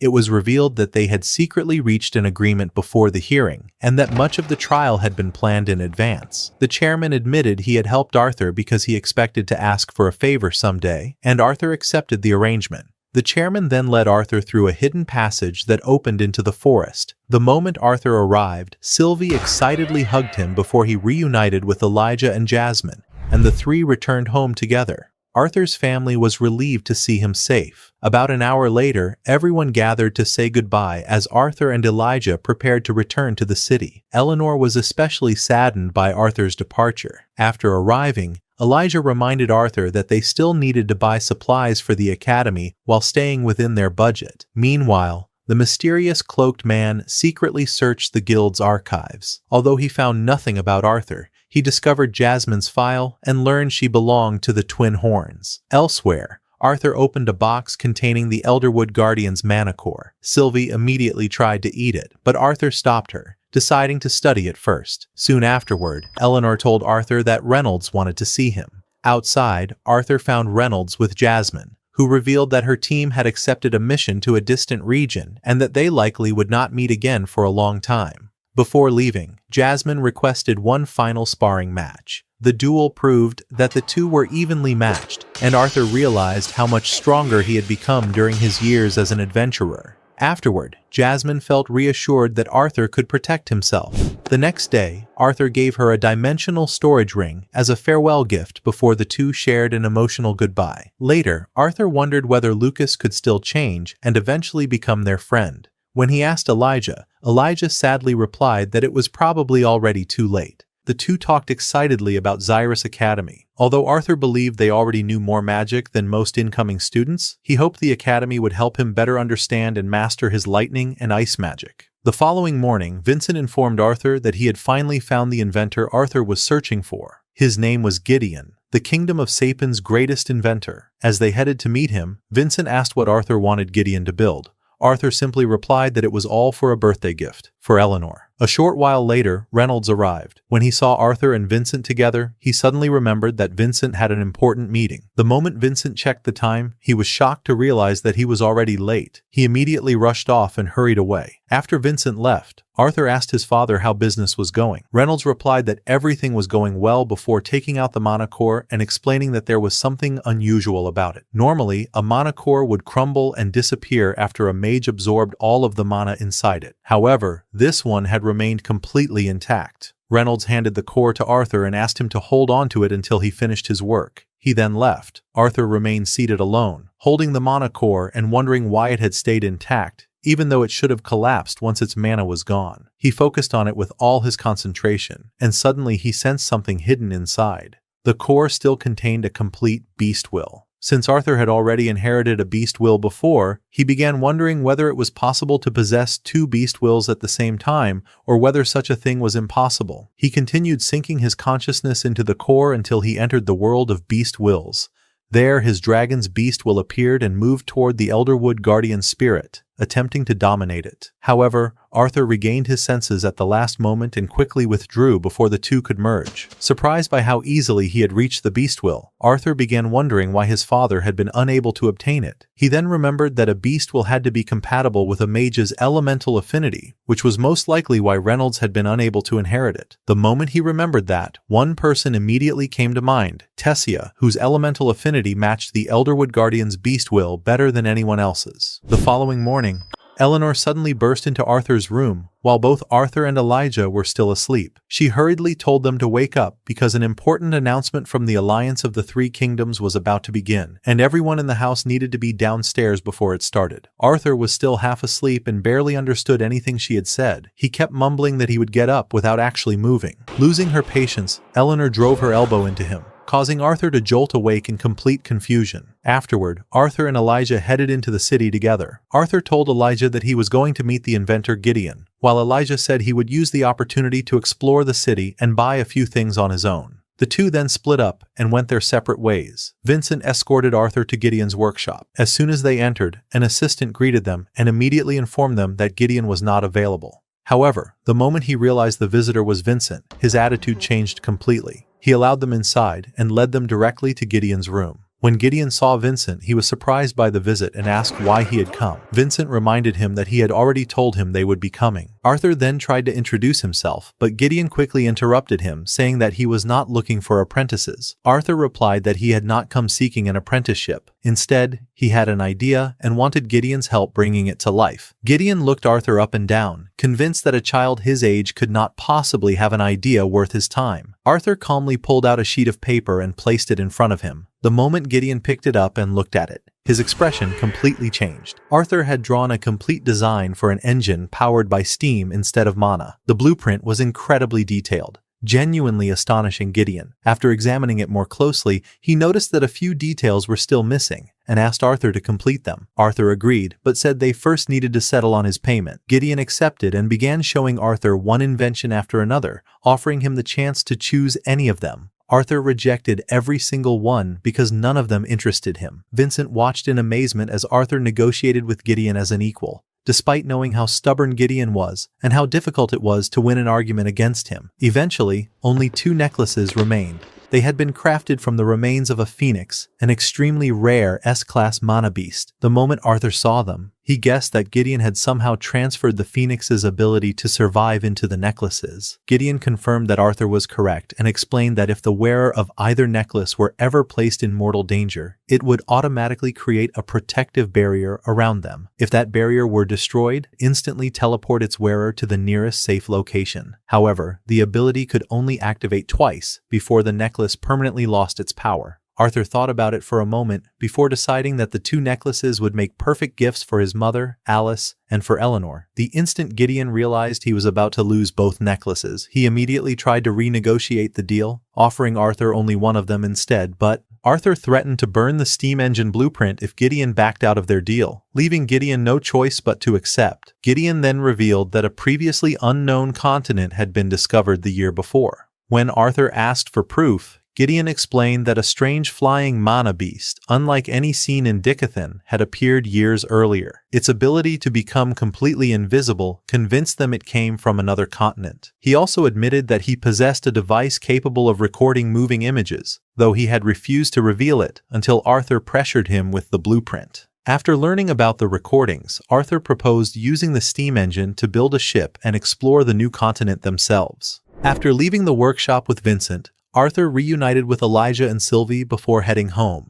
Along the way, they found several Xyrus Academy students beating a dwarf simply because of his race. Unable to ignore the scene, Elijah stepped in, only to become their next target. Before the students could attack him, Arthur effortlessly defeated the first 2 and confronted their leader. The leader launched his strongest attack, but Princess Catherine suddenly appeared and stopped it with ease. Prince Curtis arrived beside her, and the students immediately lied, claiming Arthur and Elijah had attacked them without reason. Curtis nearly believed them, prompting Arthur to bluntly call him an idiot.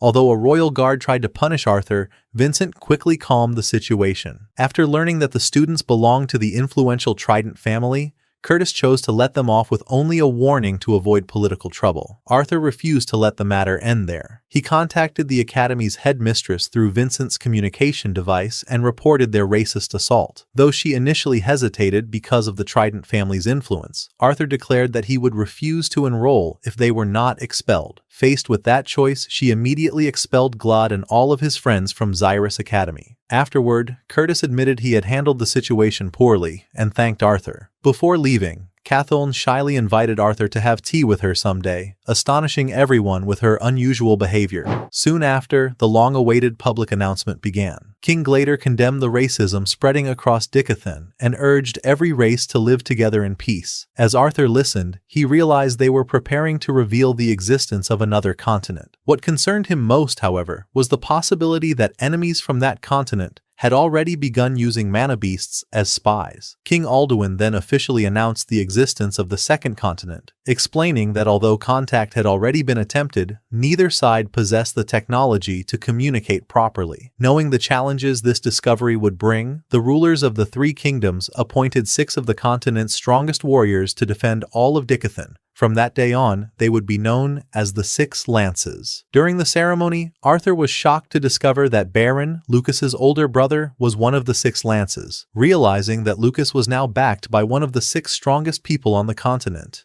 Arthur understood that making an enemy of him had become far more dangerous. Even so, there was something more important on his mind. That night, Eleanor's birthday celebration brought their entire family and friends together, gathered at the house to celebrate. During the party, Elijah continued his impossible quest to find a girl who liked him, only to be rejected by nearly every girl there. After the celebration, Gideon asked Arthur to step outside for a private conversation. He revealed that one of his inventions had finally been approved by the Advisory Council, a council made up of the rulers of the 3 kingdoms. Arthur assumed Gideon was excited about the fame and wealth his invention would bring, but Gideon dismissed both as meaningless. Instead, he explained that he wanted to use his influence to gain access to knowledge and inventions capable of changing the world. When Arthur hinted that he might possess such knowledge, Gideon became excited, but Arthur refused to reveal any dangerous secrets. Gideon then proposed that they work together from time to time. Arthur would share ideas when possible, while Gideon would use his resources to help Arthur whenever needed. Arthur accepted the offer. Meanwhile, Eleanor had almost finished opening her birthday presents when Arthur noticed one gift still unopened.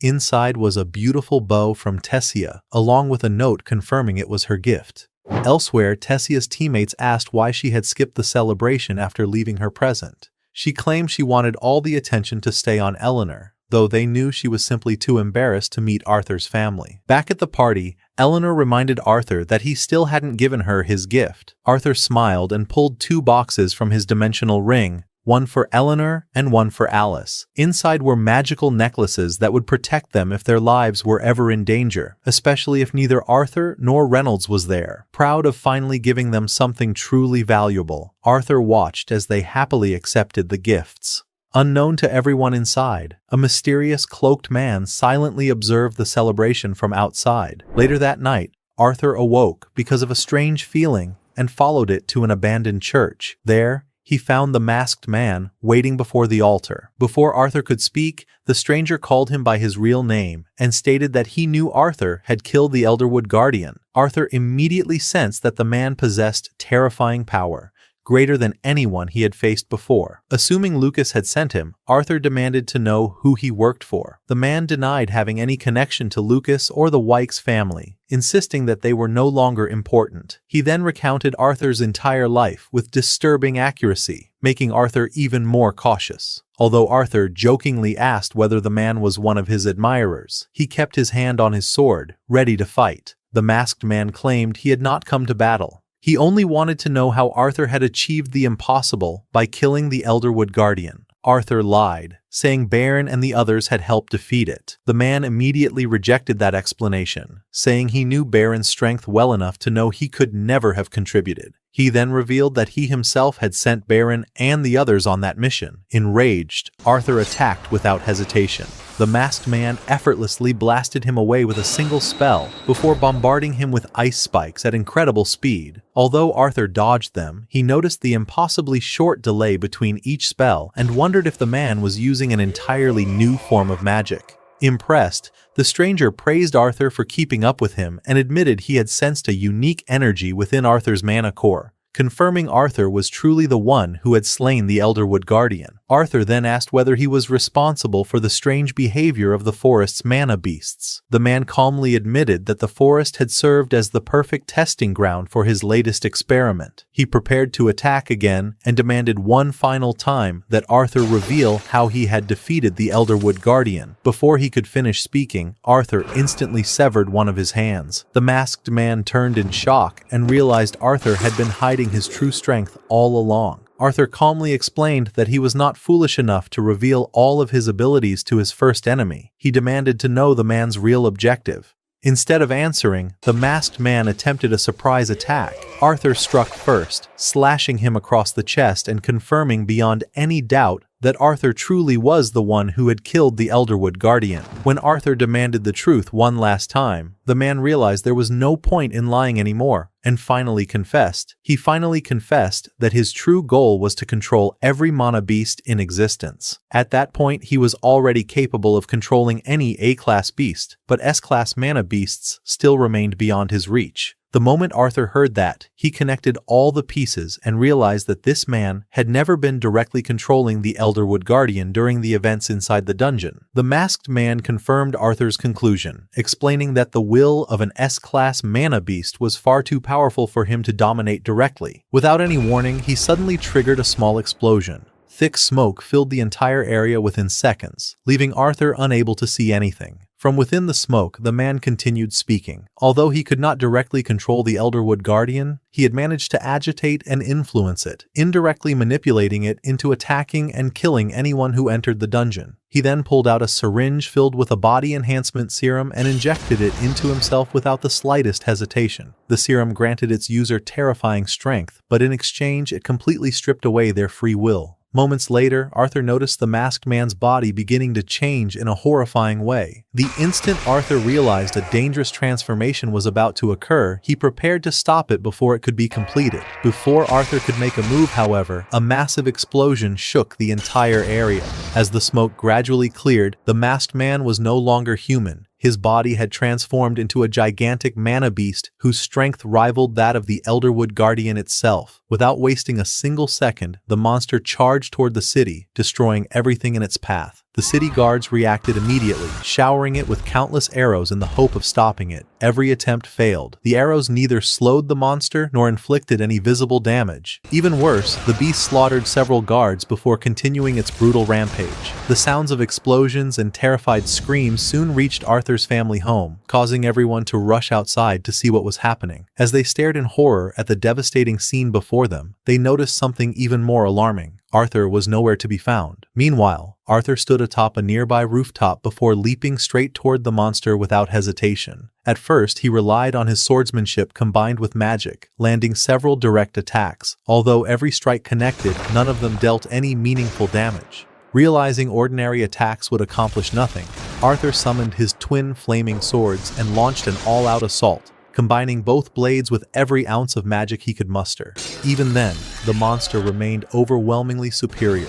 Every attack Arthur unleashed seemed completely ineffective. As the battle continued, Arthur was forced to accept a painful truth. This creature truly possessed power comparable to the Elderwood Guardian, making it impossible to defeat through brute force alone. As time passed, Arthur's body reached its limit from sheer exhaustion. The monster eventually seized him in its gigantic hand and squeezed with terrifying force. The crushing pressure became so unbearable that Arthur cried out in agony. The monster then hurled him violently into the ground. Arthur lay there unable to move as his vision slowly began to fade. At that very moment, he heard Sylvie's voice. Her spirit appeared before him, reminding him of the promise he had made long ago, to use the power he had been given to protect the people he loved. Those words were exactly what Arthur needed. Gathering every last bit of strength he had left, he forced himself back onto his feet. The moment the monster saw him standing once more, it attacked again, launching countless razor-sharp ice spikes and enormous vines from every direction. This time, however, Arthur activated Absolute Zero. Thanks to the speed and control he had gained, he effortlessly avoided every attack. As the battle continued, Arthur began matching the monster blow for blow. For the first time since the fight had started, the two seemed almost evenly matched. Sensing that the decisive moment had finally arrived, Arthur resolved to unleash every bit of power he possessed without holding anything back. An overwhelming surge of energy erupted from his body. He delivered a devastating strike that blasted the monster high into the sky before it could regain its balance. Arthur immediately followed with a massive energy attack that struck the creature directly, destroying it once and for all. After the battle ended, Arthur approached the giant corpse. There, he found the masked man restored to his human form, lying among the rubble. Arthur raised his sword, ready to finish him. Before he could strike, the man launched one final spell. The attack lacked enough power to seriously injure Arthur. It merely cracked Arthur's mask. Arthur retaliated instantly, driving his sword through the man's back and leaving him on the verge of death. The last thing the masked man saw was Cynthia standing before him, with her face hidden beneath her hood. He tried to warn her, insisting that Arthur was not normal and that a dangerous secret surrounded him. Cynthia had no interest in listening. Without the slightest hesitation, she cast a spell that tore a massive hole through his chest, killing him instantly. The following day, Arthur found himself wondering what he should tell everyone about the incident, and how he could explain being the one who defeated the giant monster. After giving it considerable thought, he came up with a simple story. He claimed that after the monster fled, he had assisted Academy Director Cynthia in defeating it. Strangely enough, everyone accepted his explanation without question. The next day, Arthur returned to the abandoned church, hoping to find some clue about the masked man's identity or his true plans. Unfortunately, he found nothing that could help him. Once he was certain there were no leads left to follow, he decided to set the matter aside for the time being and return to his normal life. From then on, Arthur spent more time with his family and friends, gradually realizing that those ordinary moments had become far more precious than he had ever imagined. Several days later, orientation day finally arrived for the new students at Xyrus Academy. Cynthia appeared before the incoming students, welcomed them, and began announcing the names of the newly appointed student council members. Arthur watched the stage with great interest as each student stepped forward. Then he smiled when he realized that Tessia was not among the students who had been selected. And with that, this season comes to an end. But what awaits Arthur inside the academy? What new dangers and challenges will he have to face? We'll find out in the next part.